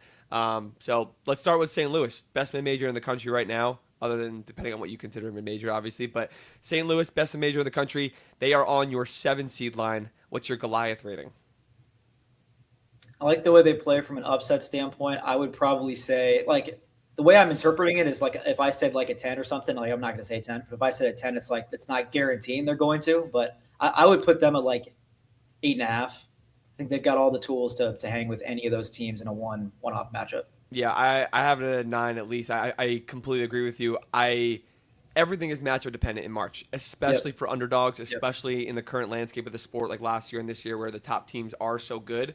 But analytically, they are absolutely amazing. Offensively, they're beautiful. They are aggressive. I was in their locker room like after they won. I was talking to them. I was with them the entire time. I feel the vibe. Like they are free flowing and having a good time. They have high major level players that came from high major level, and also some guys that should be at the high major level but stayed here and stayed with this program to kind of do what they're doing now. I think matchups are important. Athleticism and size. If a Florida, Michigan, Arizona, Duke are in their way, that's a problem. But that's going to be a problem for every mid-major in the country. Yeah. But I very much agree. They are just as good as advertised, and I have them at a 9. I think they definitely could go to the Sweet 16. And like you said, if they get a 2 seed or if they get a 6 or 7 seed and they have to play a 2 or 3, and it's like a Purdue, Nebraska, like Gonzaga, they definitely have a chance to do that, I think, for Yeah, sure. for sure. We just talked about them. How about Miami University? I like it similarly. It's just the path's going to be different. So I'll go down maybe like half point. I'll say an 8. I still feel they've had 9 different players. One of them is out now, but they've had 9 different players that have scored 20 points in a game this season. That is so important in the NCAA tournament. Instead of just having one guy that a really elite team can shut down, I think the way that they shoot the ball, they share the ball. It's not just Peter Suter's their guy; it's their fan favorite. But like Yeah. they have so many other dudes that can capitalize, and I think they're probably going to come in a bit angry too because they've heard all this noise about their schedule, and it's hard to when you don't know how to lose. They're going to figure it out. They played so many chaotic games, so I can't put it above SLU for me, but I'll say like an 8 Yeah, still. I was with a 7. I think I agree. It is similar to St. Louis in a sense of like going deep, really good shooting, really good offense, electric. I love the resiliency they've had in games. They're undefeated, so it seems like and their strength of schedule is poor. It feels like they've played nobody. That's what everyone thinks, but those people haven't watched them all year long. Me and you have watched way too many Miami games this year. Although Yeah, no, there's never too many yeah, Miami yeah, games. true, true. But there's been games where they're back up against the wall. They're on the road. They're at all these different situations. They have an injury. Like it has not mattered at all. They have always found a way, and they're also like they're owning into the vibe of like they know the national attention, they know the conversations that are happening. That's what I love about Travis Steele is he's not saying like we're just focused on the next game. That's a classic cliche good coach saying we're focused on the next game one by one. They're saying no, like we get it, we hear you, but we're just gonna keep winning games, and I'm gonna be in a speedo on Selection Sunday. So Just love it. I'm at a 7. I think they definitely can, and especially if the committee doesn't give them the respect they deserve, puts them as a 10 or 11 seed, or if they put them as an 11 seed, you don't have to play or 1 or 2 to get there, to get to where you need to go to get to the Sweet 16. So I think that actually bodes better for them, low key, than them getting respected and getting on the 7, 8, 9, 10 line, because then they're gonna have to play. They might have to play a powerhouse really early on. So Yeah, I've always felt like the 11 seed is kind of the dream. That's why a lot of 11 seeds go on runs yeah, because it is a little easier than a 10 or obviously the 8 9. So right. Look, I'm looking at your thing right now. Like, let's just say they had to play Louisville as their 6, and then their 3 was Kansas. Like, okay, they could great, do that. Yeah. love it, Yep. absolutely, much Yep. better than being a 7 seed and having to play UCLA and then having to turn around and play Houston. So, Yeah. I'm Not I'm with you. ideal. Yeah. It's not ideal at all. Okay, next team. Let's go South Florida, the Bulls of USF. I don't want to get too aggressive with this one because I really like this team. They've got Power Five athleticism, but I'm actually going to go with it. I've kind of set the base with SLU at 8.5. I'm going to go 9 with South Florida. Wow. I don't think I would really care at this point who the 5 seed is. I'm going to pick South Florida to win I a like game.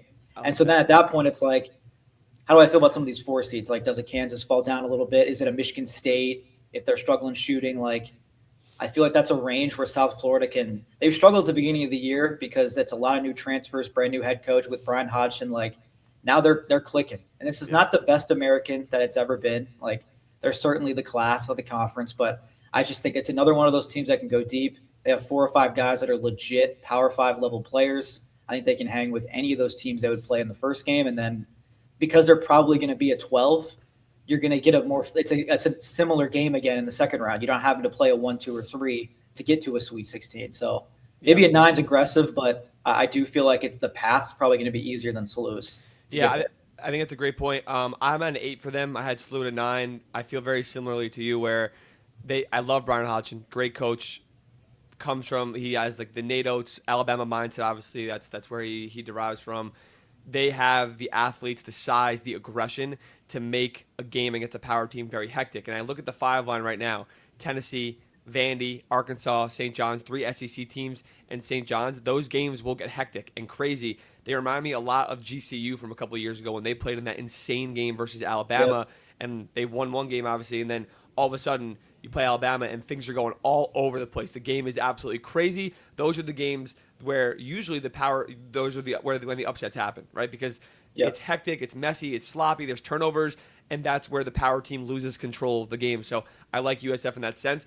They might lose first round for sure because Arkansas plays that style. They like to let the boys hoop, and they can easily win Yep. that game. But I think it's more of like a 45-55 game, 2 games in a row, rather than them having to win one really tough game. So I'm with you on South Florida. I like them a Yep. lot. Absolutely. All right, let's go Utah State. I like they're not really a true mid major, but they're not a power team. So I want to talk about them because people don't give them the respect, even though they just lost to Nevada. Let's put that to the side. Yeah, yeah. I still feel like they're a really solid team. It's definitely a different style than something like a SLU or Miami in the sense, but it's the Mountain West a little more defensive focused, and some of those environments are unique that make it more challenging. But I would probably put Utah State for me. I think some of it's been like Mountain West and how it's been a struggle a little bit for teams at times. Like I'd probably put them more at like a 6. I still feel like it's above the average, above a 5. I do still like a lot of the players that they have, but they've been a little bit in some of like the different sites you can look at of like trend metrics of how consistently a team is dominant. Their schedule is tougher than like a SLU or a Miami, but Yeah, they've been a little bit more. They had the UNLV game, they lost by 10. South Florida handled them. That was a road game, but like there's been some moments where I'm like losing at Nevada is like not that bad. Nevada's got some talent. I know they're not a tournament team; they've struggled, but like Nevada's got talent to beat anybody in the Mountain West on any day at home.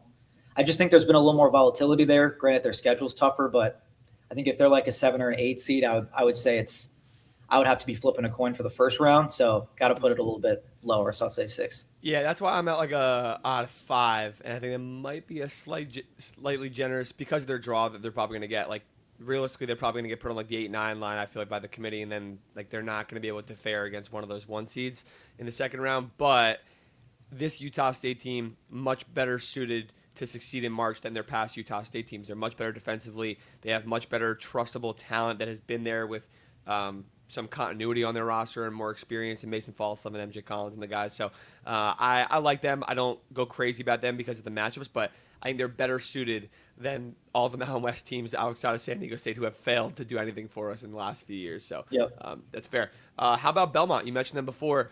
One of the most ridiculous teams, offenses on paper in the entire country. Ridiculous effect. I think they're still number 1 in effective field goal percentage.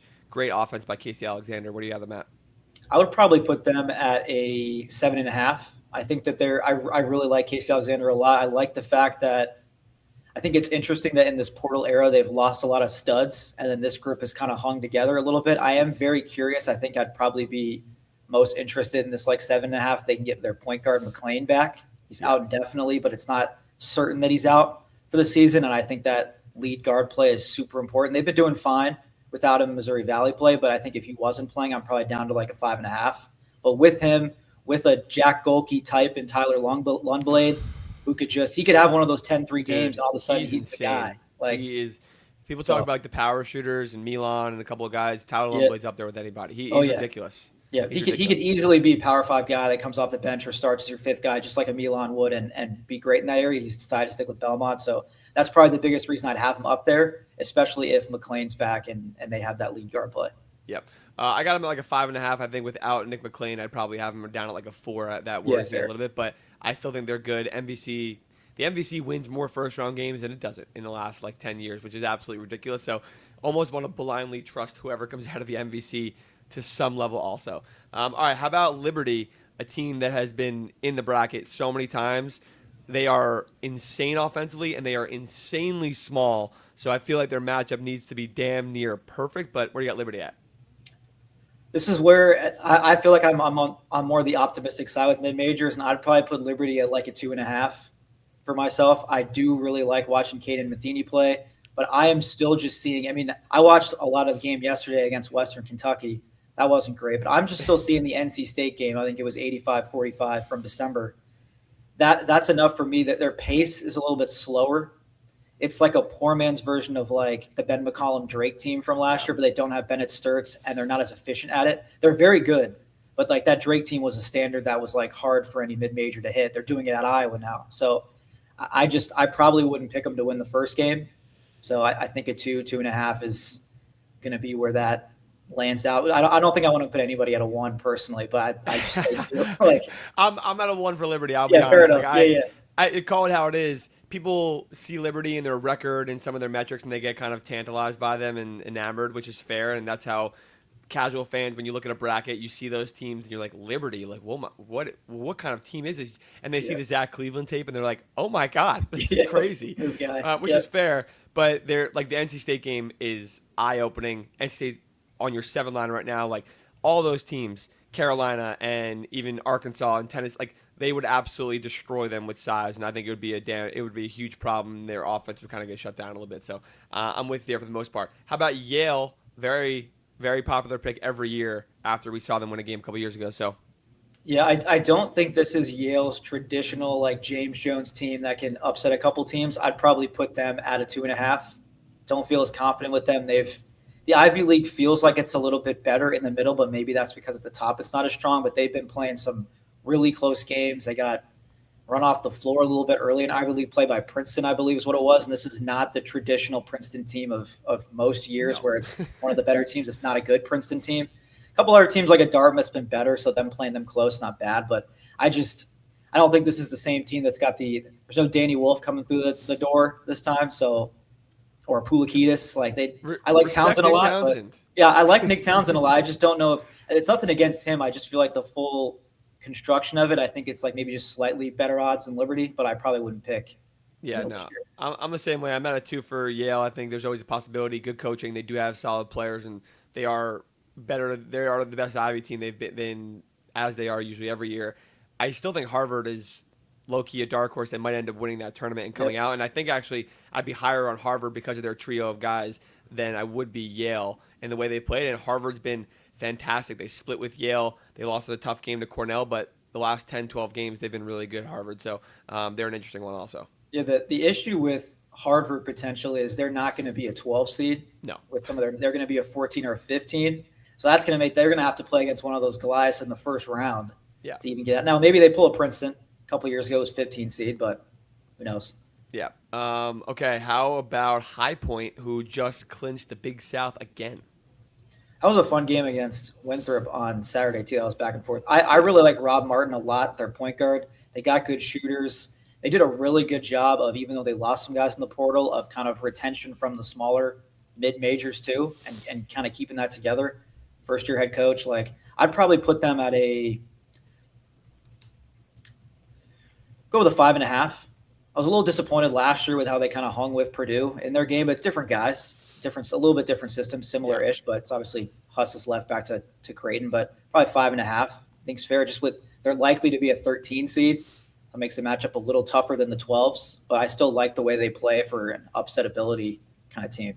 Yeah, High Point, one of those like hectic teams. Also, their system Yep. at least, and like their game, those games can get very chaotic, and I feel like that's good to win a game.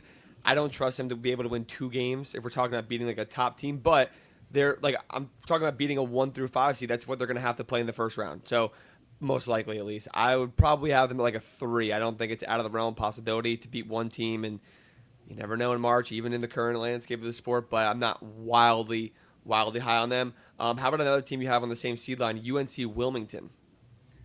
I like the way that UNC Wilmington is like just they're gritty. It's almost like a mid-major St. John's a little bit, the way that they Okay. kind of run the program, and they showed the way that they can play a little bit. It's different, some different guys, but like the way that they hung with Texas Tech last year in the first round.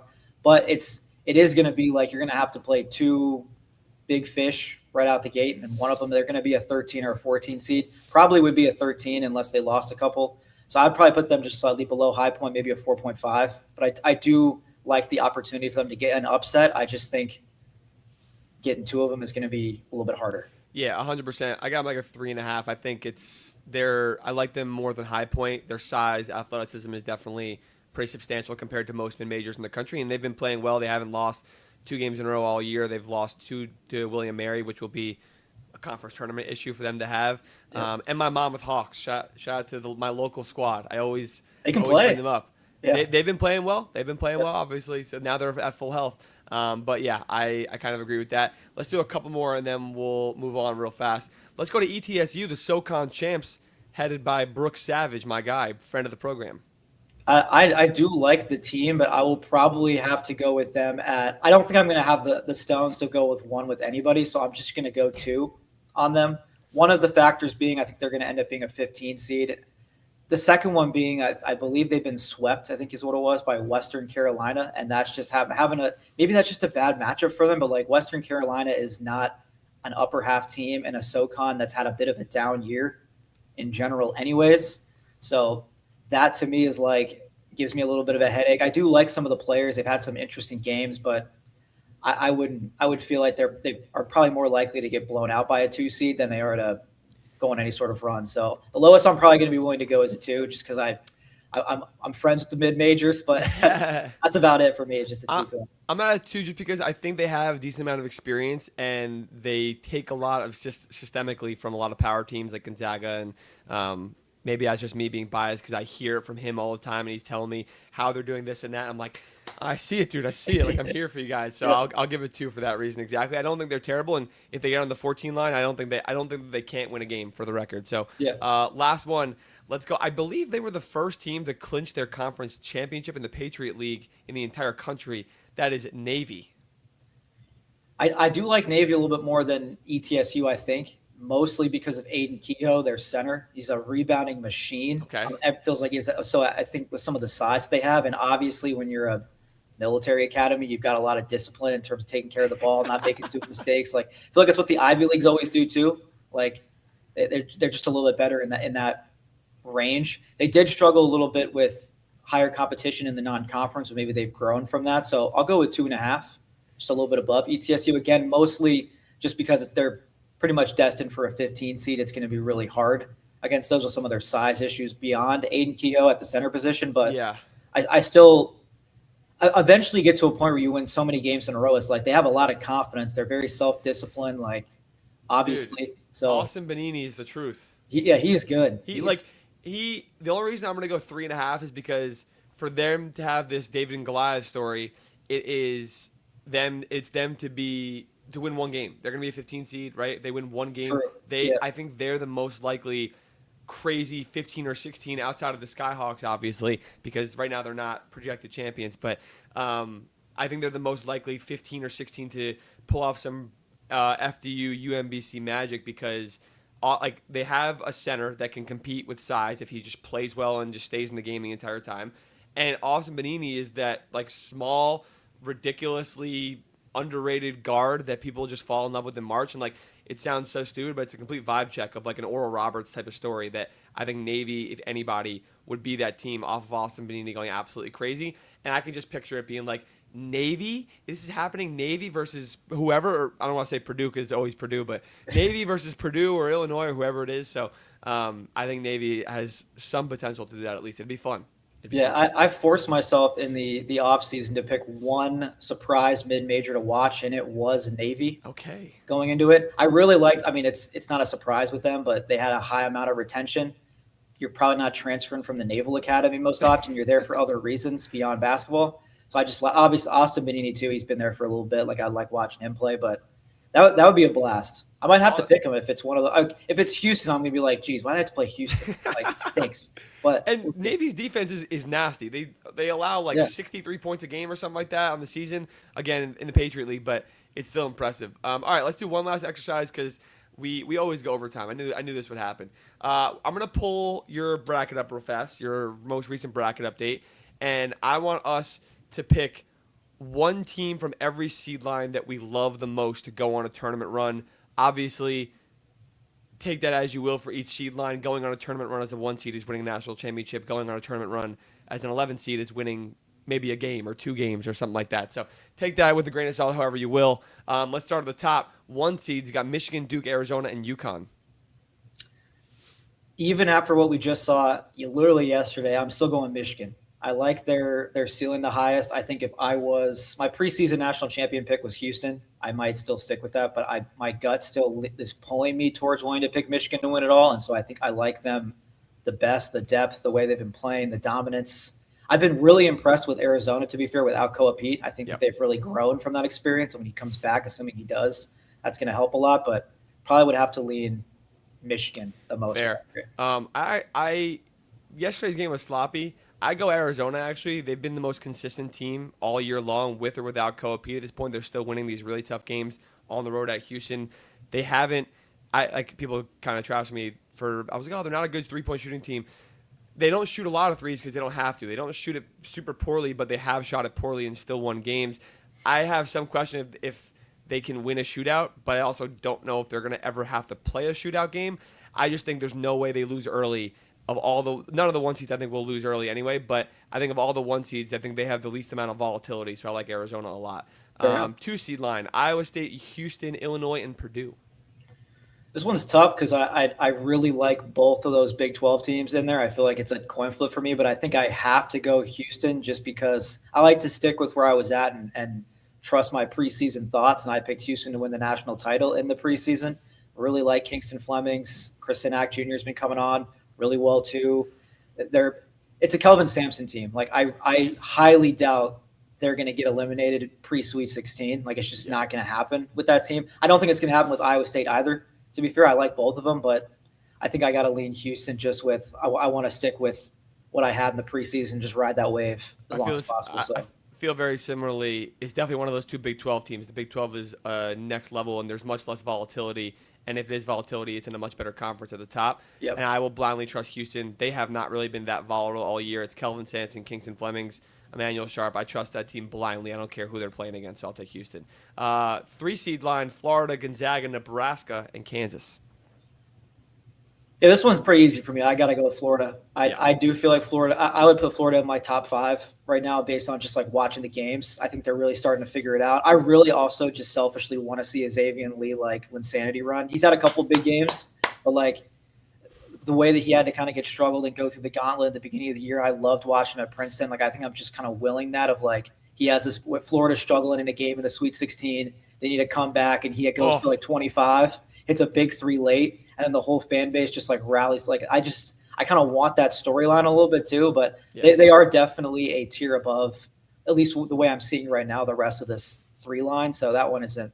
I do love the Nebraska story though. Sometimes the stories bubble up to the top, but They Florida's a will top win a five team. tournament game this year for the first Yeah. time ever. Yep. But I agree. I think it's Florida. I think they're easily the best three seed. Although I do think people, I like Gonzaga. I just people will throw them out because obviously Braden Huff's injury is the biggest problem. But they lost to Portland and everyone said Gonzaga's toast. It's over. And I'm like, Yeah. you guys Overreaction. don't do that. Don't Yeah. do that with Gonzaga. They'll be in the Sweet 16. Almost guarantee it. Like I Exactly. know they missed it out finally, but they'll be around. Yeah, I like Florida also. Four seed line: Texas Tech, Michigan State, Virginia, Alabama. This one is tough because it would have been so easily Texas Tech pre JT Top, and I think Yeah. I need to see a little bit more. But I'm actually going to go with Virginia. I know there's been a little bit of like the resume talk about like what's the elite team that they've beat or whatnot, but I just love turning on Virginia basketball and seeing Oh, like 3 pointers made and like 80 points.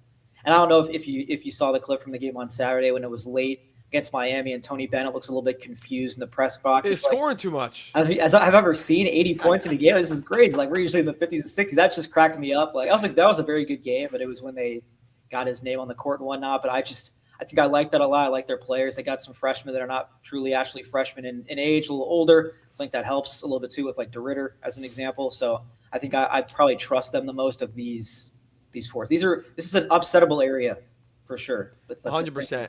I still like Texas Tech for the record, and I think Michigan yeah. State's floor is fantastic.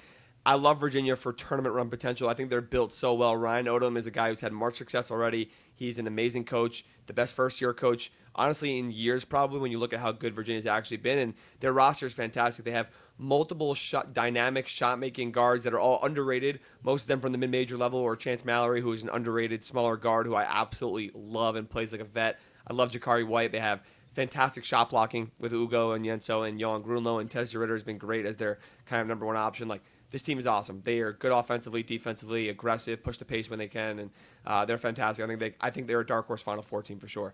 All right, 5 seed line: Tennessee, Arkansas, Vandy, and St. John's. Enough recency bias in there from that game on Wednesday. Darius Acuff and Malik Thomas, Billy Ritt. Like I got to go with Arkansas with This just is the basically just it's me times two on this podcast now. It's yeah. great. I just think like the issue is I still am seeing like and Winthrop's a bit of a different like mid major because they actually have size with their Logan Duncombe's like 6'10", 6'11".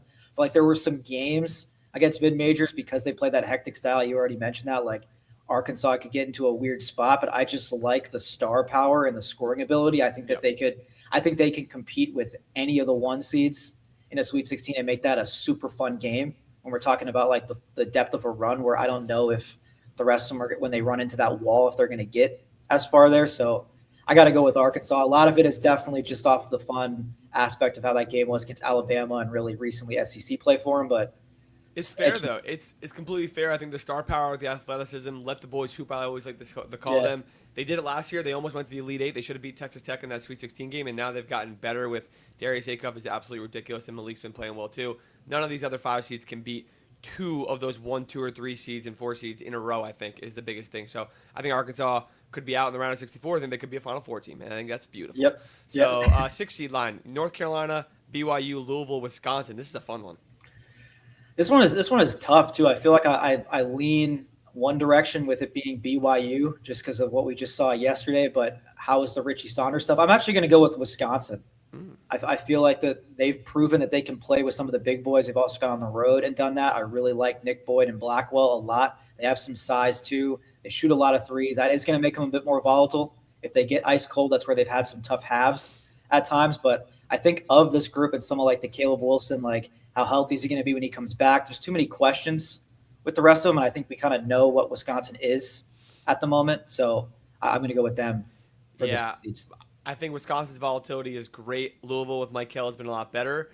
It's between BYU and Carolina for me, just because of AJ and Caleb Wilson. I think Carolina, with their ability to have these big games with Caleb and Henry Vasar, if they're both going to be fully healthy, and I think that would be such a Caleb Wilson story and moment if he just comes back just for the ACC tournament or just in time for March and goes absolutely crazy. And they're up for the big moments. We saw that in the Duke game. We saw it Yep. in the Virginia game. Like, they're up for the big moments. So I'll take Carolina in this one. 7 seed line: NC State, Nova, Utah State, St. Louis. I'm going to go back to our mid-major exercise. I'm going to go with SLU. I like them the best of this group. We kind of talked about it already a little bit, so don't need to belabor the point, but like the depth that they have, the ability to shoot the threes, the offense that they play, it is that hectic style too. They can play in a lot of these unique games. They've been hunted all season. Now they get to be the hunter. That's what I like about these good mid-majors is they get to come after somebody else, and they're the underdog in that second round versus like the Rhode Island game. I mean, that's Super Bowl for Rhode Island. They're the team everyone's talking about. They have one Right. loss. Like, so I think that mindset gets to shift again, where it's like, yeah, we're just a little slow. We're going to come and have to play one of these 2 seeds, go on a run. Like, I like that. So I think love that. I love that. That was a great quote. So it's funny. I like Villanova. I don't think they have like the spurt ability to kind of make a big run. NC State, Utah State, and St. Louis are 3 places that I have visited and been like, deep in the locker rooms of. And St. Louis is the one team, on top of how good they've been, that I feel the vibes and the aggression of wanting to be great. And you said it well. That's exactly how they treat it, where they're ready for every moment, and you can kind of see that when they play, especially in their spurt ability in their game. So I like St. Louis a lot. I think they could be a very dangerous team. Let's go 8 seed line, and then we'll do one bigger picture one. Kentucky, or let's do 8 and 9 together, or 8, 9, 10. How about that? Yeah. So you got Kentucky, Iowa, Miami, UCF, SMU, Clemson, Georgia A&M, St. Mary's, Auburn, UCLA, and Texas. Which one of those teams do you think has the best ability to make a tournament run? this is a lot of options. I A mean, lot of options. I put them together. You weren't ready for that one. I'll go first if that helps you. yeah, sure. Go ahead. I'll go UCLA, as stupid as that sounds, because That's what I was thinking. Mick Cronin will crumble, and he will get angry. But saw it. They beat Purdue. They beat Illinois. Donovan Dent has been playing better as of lately. He is amazing. He's one of the best guards in the country. I still believe that. I don't love any of the other teams to be able to win 2+ games. I don't love UCLA's odds either, but I'll take Donovan Dent. That's what I was thinking myself, because it does feel a little bit like the Arkansas story a bit last year, where this team is so much more talented than a 10 seed. There's obviously a lot of things going on with all the Mick Cronin drama, and just not everything is meshed. They were without Sky Clark for a bit, which he's more of like their defensive anchor, so I think that hurt. But in an effort to like switch it up so we're not doing the same teams every time, I'll also throw out a loop for SMU. I like their trio of BJ Edwards, Boopy Miller, Jaron Pierre Jr. I don't know if I really love them for 2 games. I don't know if I like any of the 8-9s because I like the 1 seed, so I just don't know if any of them are going to get through that. Sure. But I do like those 3 guys. There's 3 different options of someone that could easily throw out a 30-piece and carry a team to a game. That's 3 different options, especially the defensive effort that BJ Edwards can bring in there too. So I'll give them a shout. I think I'd like UCLA a little bit more in that area, but I think SMU is certainly capable of making a surprise where it's like, oh, this is tied up 4 minutes to go against one of these teams, and you didn't quite expect that necessarily. I like SMU. I like that call. All right, let's do 2 mid-major call-outs. Anyone from the 11, 12, or 13 line, or as like one of the higher-ranking mid-majors that you think is the team you like the most? I have a hunch of who it is. I mean, we've touched on a bit of Miami in that range already. I think the team that I like the most in that range still is South Florida. I think that just the size that they have, the physicality, they played some teams really well in Atlantis when they were still trying to mesh together, and now it's really coming together a lot too. I would feel like if they got a draw that was even decent to me, I'd feel pretty comfortable putting them in the Sweet 16.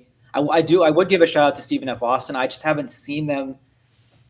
Like, it is a little bit of the Miami situation where it's like, oh, the schedule, and I'm not doing that to Miami, but they don't quite have the same like 3-point ability. And as a smaller team, you do need to be able to equalize. I don't know if Keon Thompson, Lateef Patrick Jr., who likes to get to the basket a little bit more, if that's going to work all game. In 3 of these matchups, you're having to upset a lot of teams. So I think South Florida is the one I like the best, even with Miami. I like Miami a lot. I think I like South Florida the best. There are a couple teams, I even think out of the Big West, there are a couple teams, but no one that I can trust to get to the tournament is the real problem. And same thing with Troy and then the Sun Belt. Yeah. I will take Miami. I was between the 2 of them also, to be completely honest, and maybe Belmont also out of the MVC. But Miami's ability to win, ability to shoot, Sure, I'm worried about them playing a really good defense and really good size, but we don't have a bracket in front of us right now. And if they get good matchups in offensive shootouts, there's no one better in the country to kind of win those games as mid-major. So I like them. And then how about a team that might get in like maybe deep 14, but 15 or 16? They don't even have to be on this list. Someone that it could be outside this list also that you think is just a mid-major to watch out for that you think could realistically win a 15 or 16 seed game. Well, since you opened the door for me, that doesn't have to be someone in the field today. I've got to shout out the local boys, St. Thomas. They did just lose to Denver yesterday. Denver's been playing a lot better in the Summit League, but I think that the style of play St. Thomas does, they have a superstar in Nolan Minnesale. They've got Nick Janowski, the transfer from Nebraska. It was super cool. I don't know if you saw it too, that a lot of Nebraska guys came down and watched him. He played at Iowa. He didn't really get in for Nebraska, but it was cool to see them they were distracting him on his free throws. Yeah, it was just wild. But I think that's just kind of neat for that part too. But I just really like the program a lot. It's their first year eligible for the tournament. It's very like UC San Diego vibes, but they didn't quite have the same opportunities to get up to like a 12 seed in the non-conference that UC San Diego did. They had the Utah State win last year, and that helped them boost their seed. I think St. Thomas is probably a 14 seed if they can get past North Dakota State and get through the Summit League. But I just like the way that they shoot a lot of threes. They share the ball. They've got a guy that's got physical size. They've got some depth they like to go 8 or 9 deep at times. I just like the style a lot and love the program and think it would be a cool story. So I'd probably put them in there as the best option with those 14 through 16s. They also have Milan Momcilovic's little brother, and also him and Austin Hero. Yeah, Austin Hero, but whoever Nick Janowski and Milan played together in high school. So Milan would be excited to play them, he said, but he said they could not afford to lose that game. That could be a 2-15 game. Yeah, that would be interesting. That'd be fun. That'd be or a Nebraska game also with Nick Janowski also. Yeah. I'm wearing the shirt for a reason. I'm gonna go UT Martin. I think they turn the ball over a lot, and it's alarming, and they've lost a couple of bad games. But man, I've been on them since my brother brought me on them. I don't know how he figured this out, but with their ridiculous diversity from overseas and like the craft and the size and the balance they have offensively, Andrija Bukmetovic has been absolutely incredible. They have the ability to go on crazy hot runs. They've played relatively well versus a power team earlier in the year. They've won a couple of big games already, like at UNLV. I think they legitimately are the best team quality-wise out of those 14, 15, and 16s. If I had to pick one to be like, they can beat a big team because they are big. They are crafty. They're basically Illinois, just like a little bit of a sloppier and more makeshift version on the mid-major level. So I almost want them to play Illinois, but almost don't because it's the same thing, but they're just a lot better at it. But it'd be very interesting. And I think UT Martin, I will trust them. I will trust them blindly. And I think they legit have that ability. They could get their ass kicked, but I think they have that capability. So love it. Sweet. Hey, that's all I got for you. This entire hour-long segment, which was planned to be 30 minutes, but I hope everyone enjoys the mid-major talk, obviously, and everything we're going, because I didn't want to rush T3 off here. He's great. You got to check him out. Anything you want to plug other than T3 Bracketology, all over social media, especially on Twitter and the T3 podcast? Yeah, I would say those are the biggest things. It's the T3 podcast, also called the college, the 360 Plus is the name of it too. So you can search either of those on Spotify. Trying to get it on Apple Podcasts as well. Right now it's just Spotify. And then best place to follow me is at T3 Bracketology on Twitter. That's where I've got probably more updates than anyone ever want, but you're going to get stuff on a daily basis. Absolutely love it. And it's just the best time of year. So appreciate you having me on for sure. Of course, dude. Appreciate you. And everyone go check it out. All right. All right, that was T3, the man himself, Tommy. Now you know him. Tommy Shelby. Tommy, and he's a big St. Thomas Tommy's guy. Tommy. He's in Minnesota. Tommy. Yeah, T3 is great. Go follow him on social media, on Twitter. He does great stuff. Let's get on with Panic Meter, Excitement Scale, and then schedule and Q&A, okay? Yes, sir. Let's start with the Panic Meter. Ready? 3, 2, 1. Ah! That was good. Let's start... Where do we start today? I think we should start with Houston. Let's start with Houston. They are two losses in a row for the third time in 9 years, Houston. But at Iowa State, at Hilton, and then home against Arizona. What's your panic rating on Houston? Like a 2.5. I think they're built really well for March. Don't love to see these losses down the stretch. They could easily lose at Allen Fieldhouse as somebody's listening to this or after somebody's listening to this, True. which I wouldn't love. But the way this team is built, the way they get better at the end of the year, typically in March, and the fitness of the team and the way they practice, I'm not that concerned. Yeah, I'm at like a 1.5. They're Houston. Kelvin Sampson, great guard play, toughness. They're elite. Even if they win or lose at Kansas, depending on how it goes. My only slight worry is that they take really tough shots. They do that versus any level of team, but they do that because they can hit those shots. Emmanuel Sharp and Kingston Flemings are two of the toughest shot-making guards in the entire country, but Arizona made it very, very particularly difficult for them for their shots, especially on their twos, which is alarming. And like that's just natural variability of shot making when you take such tough twos all the time. Again, this is not a worry versus majority of teams. Arizona's one of 4 teams, maybe at best, who could probably do this to them. So it's really not that much of a worry. But to win a national championship, which is their expectation, that's my only worry. So 1.5. Okay. Ryan, did you know that they are 364th out of 364 teams in distance of 2-pointers taken? I did know that. That's why I brought it up. Yeah, crazy. Crazy. They take a lot of mid-range twos, but again, analytics don't take mid-range twos, and take layups only. But Kingston Fleming's mid-range twos are layups. He's so good. They are layups. He's amazing. All right, let's go to Clemson, who was 20-4. Now they're on a 4-game losing streak. Virginia Tech, Duke, and then Wake and FSU.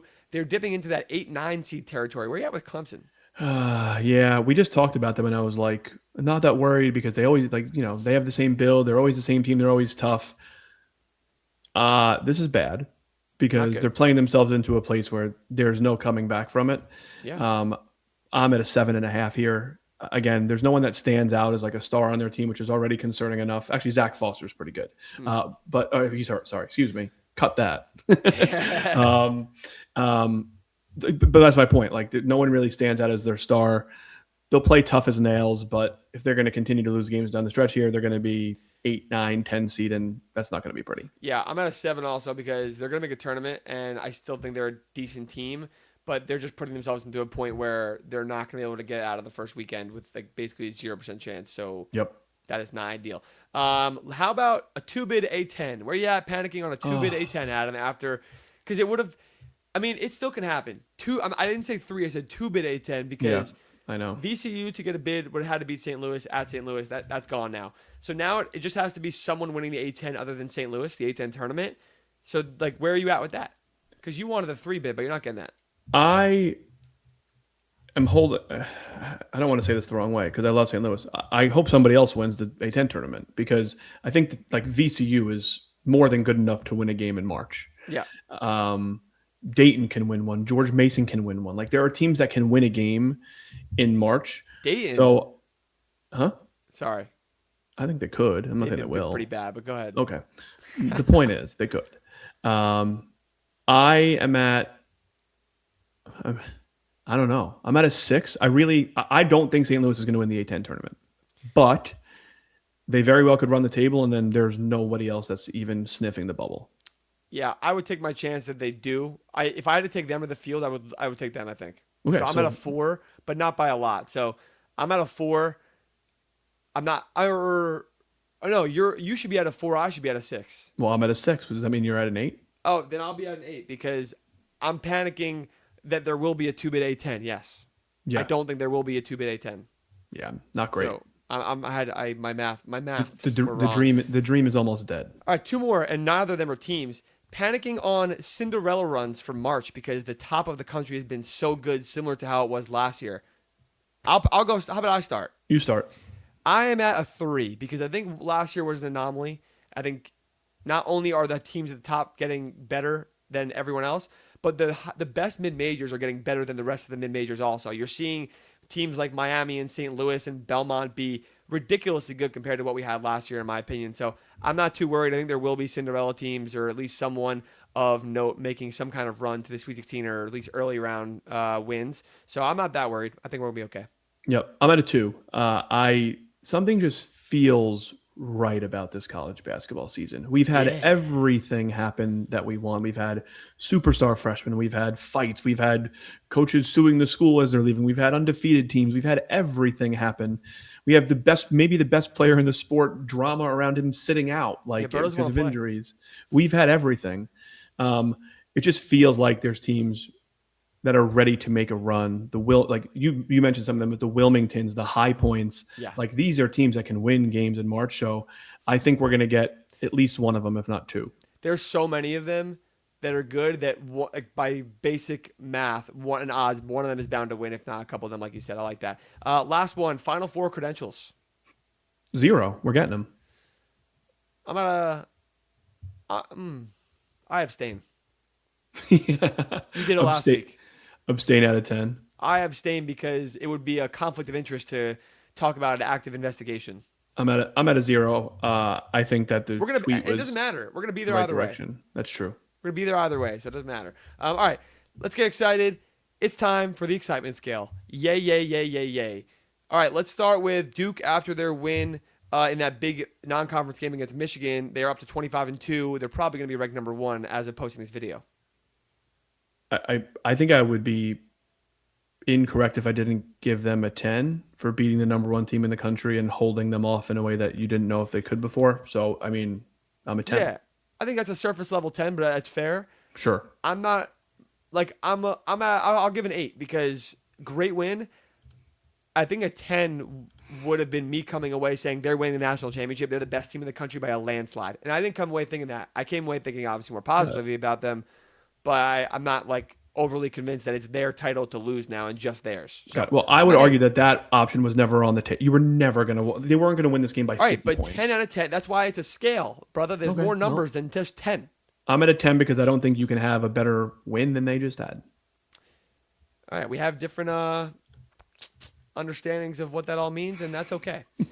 How about another ACC team, Virginia? Hell yeah, wahoo wah. 24-3. They just came off a really good win against Miami. Why don't you start your guys? I'm at a 9. I love Virginia. Yeah. I think they're amazing. Ryan Odom has been the best first-year coach that college basketball has seen in years. Genuinely, they are so good.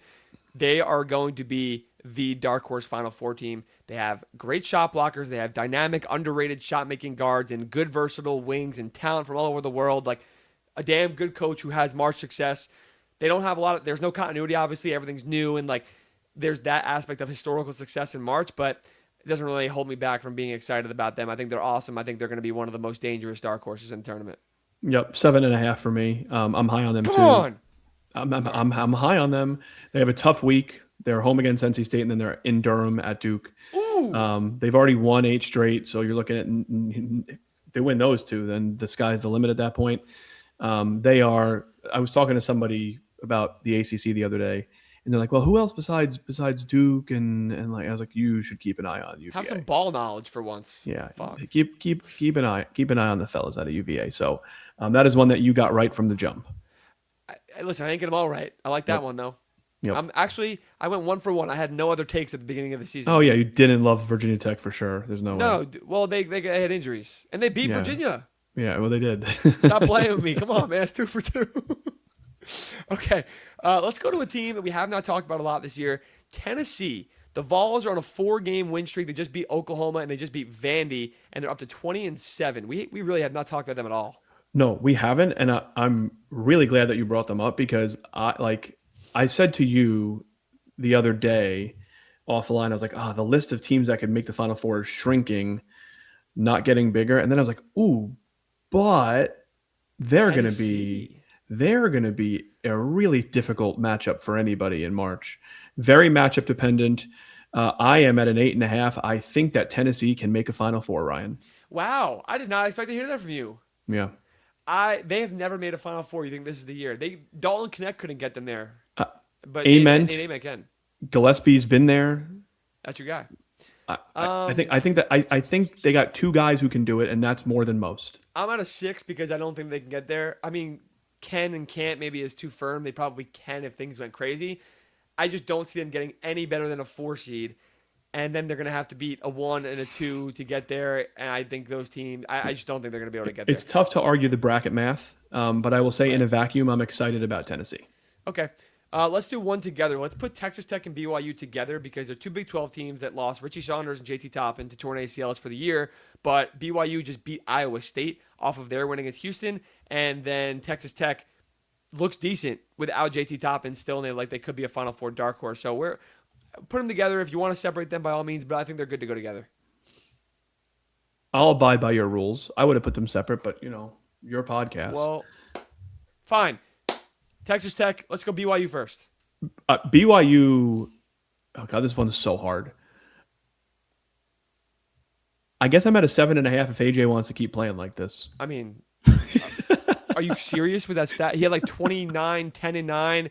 He put the team on his back. He was unbelievable. And did you see what he said afterwards? Yeah, and his last 4 games, 40 minutes, 39, 43, 40. Good for AJ, dude. First of all, 40 minutes and a damn near triple-double against Iowa State of all teams is unbelievable. They said, you played 40 minutes, and he said, oh, yeah, if they need me to play 40, I'm playing 40. I'm fit. I'm ready to go. It's kind of the opposite of the other draft prospect. He is the best player in college basketball playing every game right now. He's never not the best player on the court. No matter whoever they're playing against, he's never not the best player. It's a fact. Yeah, I mean seeing that against Iowa State after the Saunders injury, I assume was just kind of a dagger for them. He is the stir that makes that what is it? To stir that whatever that stirs the shake or whatever. The straw that stirs the shake. Saunders, but I mean, if AJ's going to play like this, they can beat literally anybody in the country. This is what we said about them. Like 7.5. Oh no, they might get like a 7 seed, an 8 seed, a 6 seed. Brother, I would rather play any of those other teams on those seed lines than BYU and AJ DeBanza. Right. It could be AJ and 4 of me on the court. Here's 7 seed AJ DeBanza. No, thank you. Pass. That sucks. Yeah, sucks. I'm at a 7.5, and you know what? A 6 or a 7 seed every so often gets a really nice draw.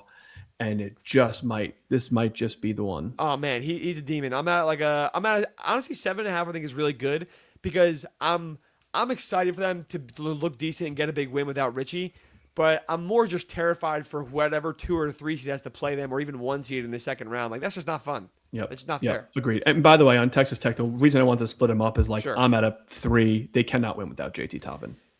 Well, cannot. Yeah, but I think they have the same ceiling as BYU. Not anymore. I think they do. Okay, that's where we disagree. I don't think either of them can go to the Final Four. That's actually crazy to say with AJ. No. I don't think either of them will go to the Final Four. I think they both have Elite 8 ceilings, and I still think Texas Tech, the way they play, Christian Anderson, Luke Mboye is fully healthy, Donovan Atwell is shooting the shit out of the ball. I think Texas Tech and BYU have the same ceiling. To be fair, the expectation was lower for BYU before, so I was at a 7.5 for BYU. I'm going to be at like a 4.5 for Texas Tech, just because they still look good and they're not like crumbling. Yeah, I'm at a 3. They really need Lawan Watts to continue to step up. That's the only shot they got here. Lawan, Donovan Atwell, and Christian Anderson need to just go off all the time. Well, Christian Anderson will, so I'm not concerned about him. Unbelievable. He's a demon. So, all right, let's go to schedule and then Q&A, all right? Yep. Schedule, here's your homework for the week. Listen, like I said, finals are coming up. We're past midterms. This is one of your last tests or homework, whatever. One of your last homework assignments before the big kahuna. Monday night, tonight, Louisville at North Carolina and Houston at Allen Fieldhouse at Kansas. Tuesday, you have Miami against Eastern Michigan, NC State UVA, St. Louis against Dayton in the rematch, Tennessee, Missouri. Wednesday, you have St. John's, UConn. I'll be at that game not in stores. It'll be in Hartford. Texas A&M, Arkansas. Ohio State, man. Oh, God. Ohio State, Iowa, Santa Clara, St. Mary's, and Utah State, San Diego State. Thursday, you have Michigan State against Purdue. Friday, Miami back in action against Western Michigan, and then Michigan and Illinois on Friday night, which I love. Mm-hmm. And then Saturday, Virginia, Duke, Vandy, Kentucky, Louisville, Clemson, San Diego State, New Mexico, Kansas, Arizona, Texas Tech, Iowa State, Texas versus Texas A&M, Alabama, Tennessee, Villanova, St. John's, Virginia Tech, North Carolina, Arkansas, Florida, GCU and Utah State, and Gonzaga and St. Mary's in the rematch. Sorry, Evan, for all the editing you have to do on that short clip. I'm sorry. Wait for this editing, Evan.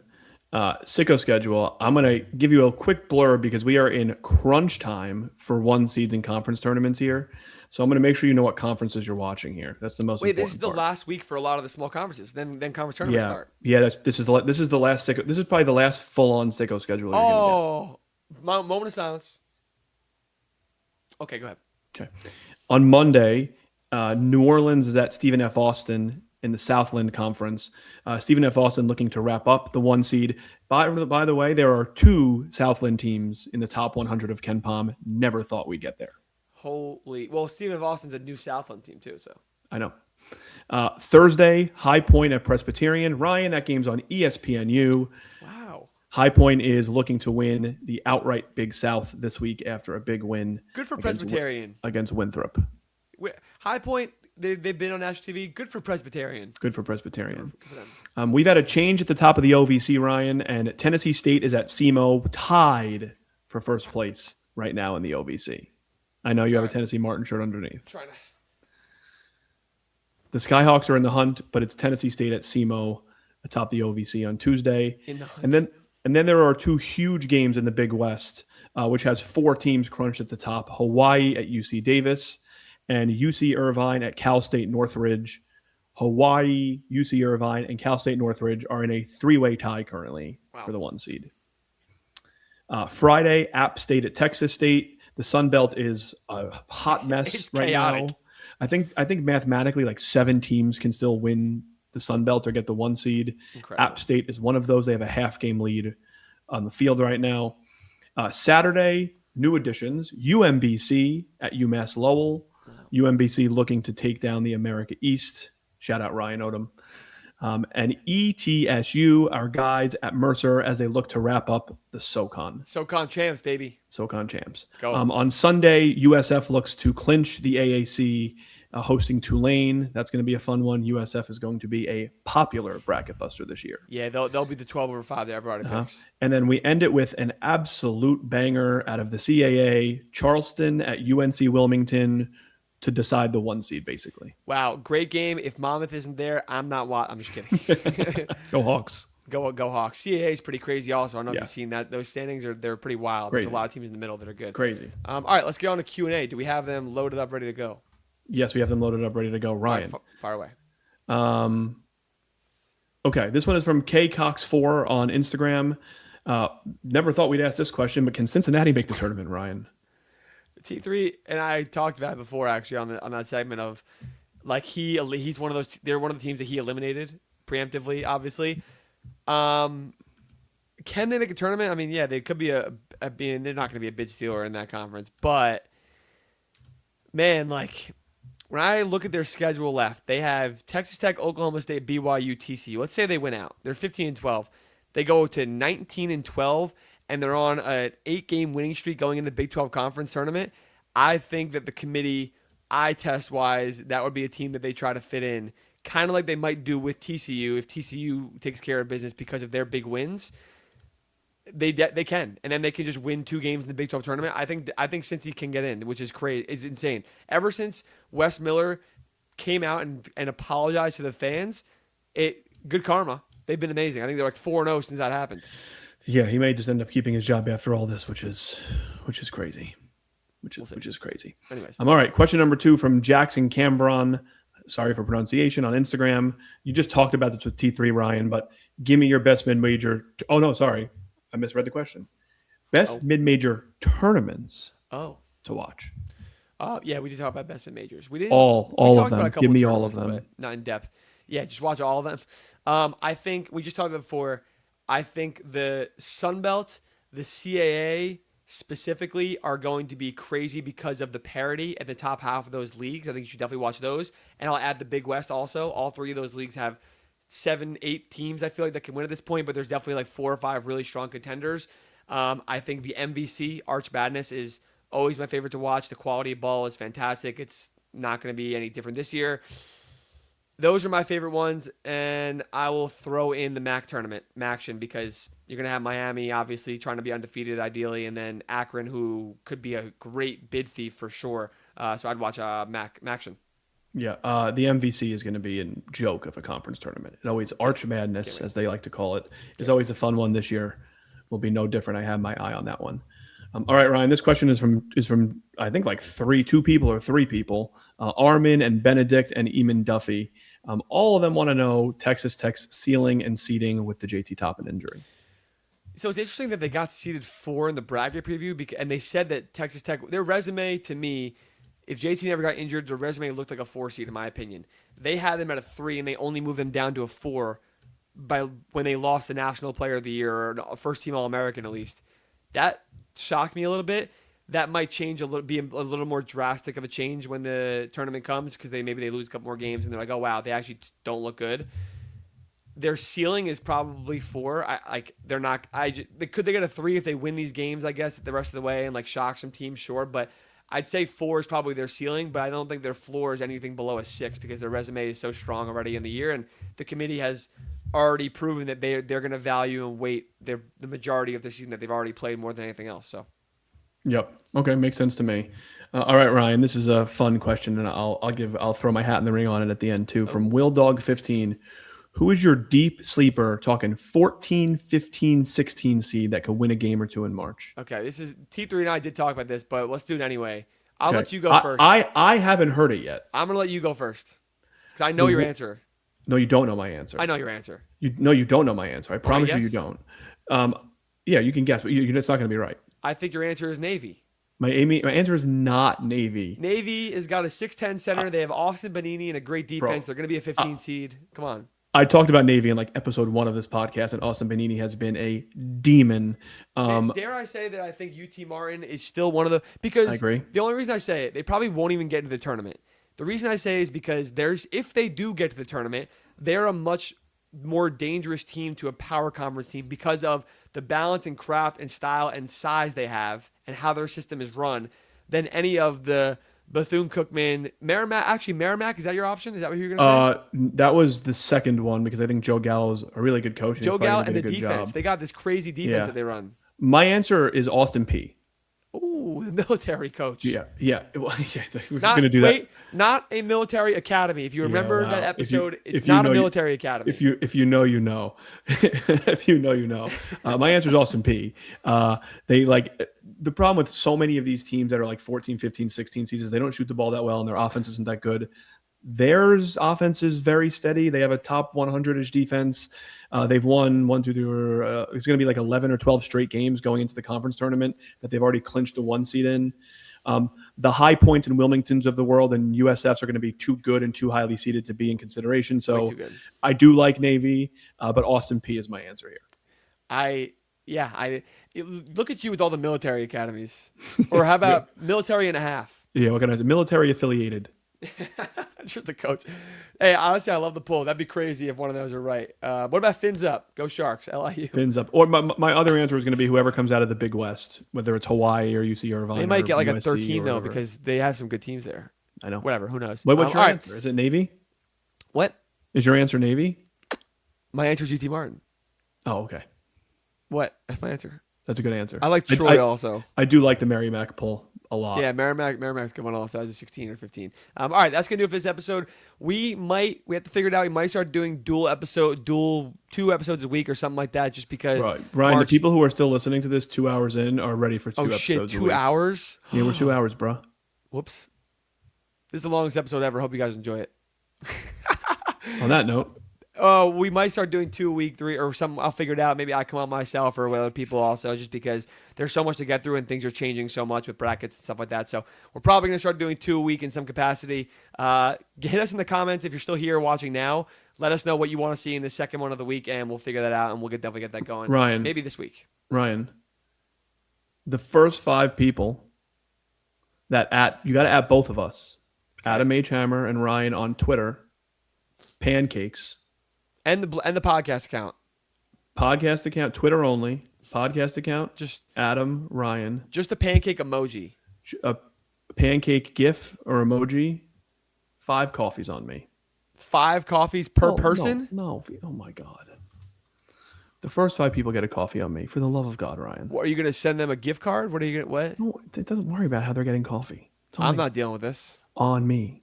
And they get a Q&A. They get a guaranteed Q&A next episode. Fine. How about that? And no coffee. Pancakes for coffee. Okay. You get something if you do that. So appreciate you guys for being here for over 2 hours. Love you guys. Have a good week.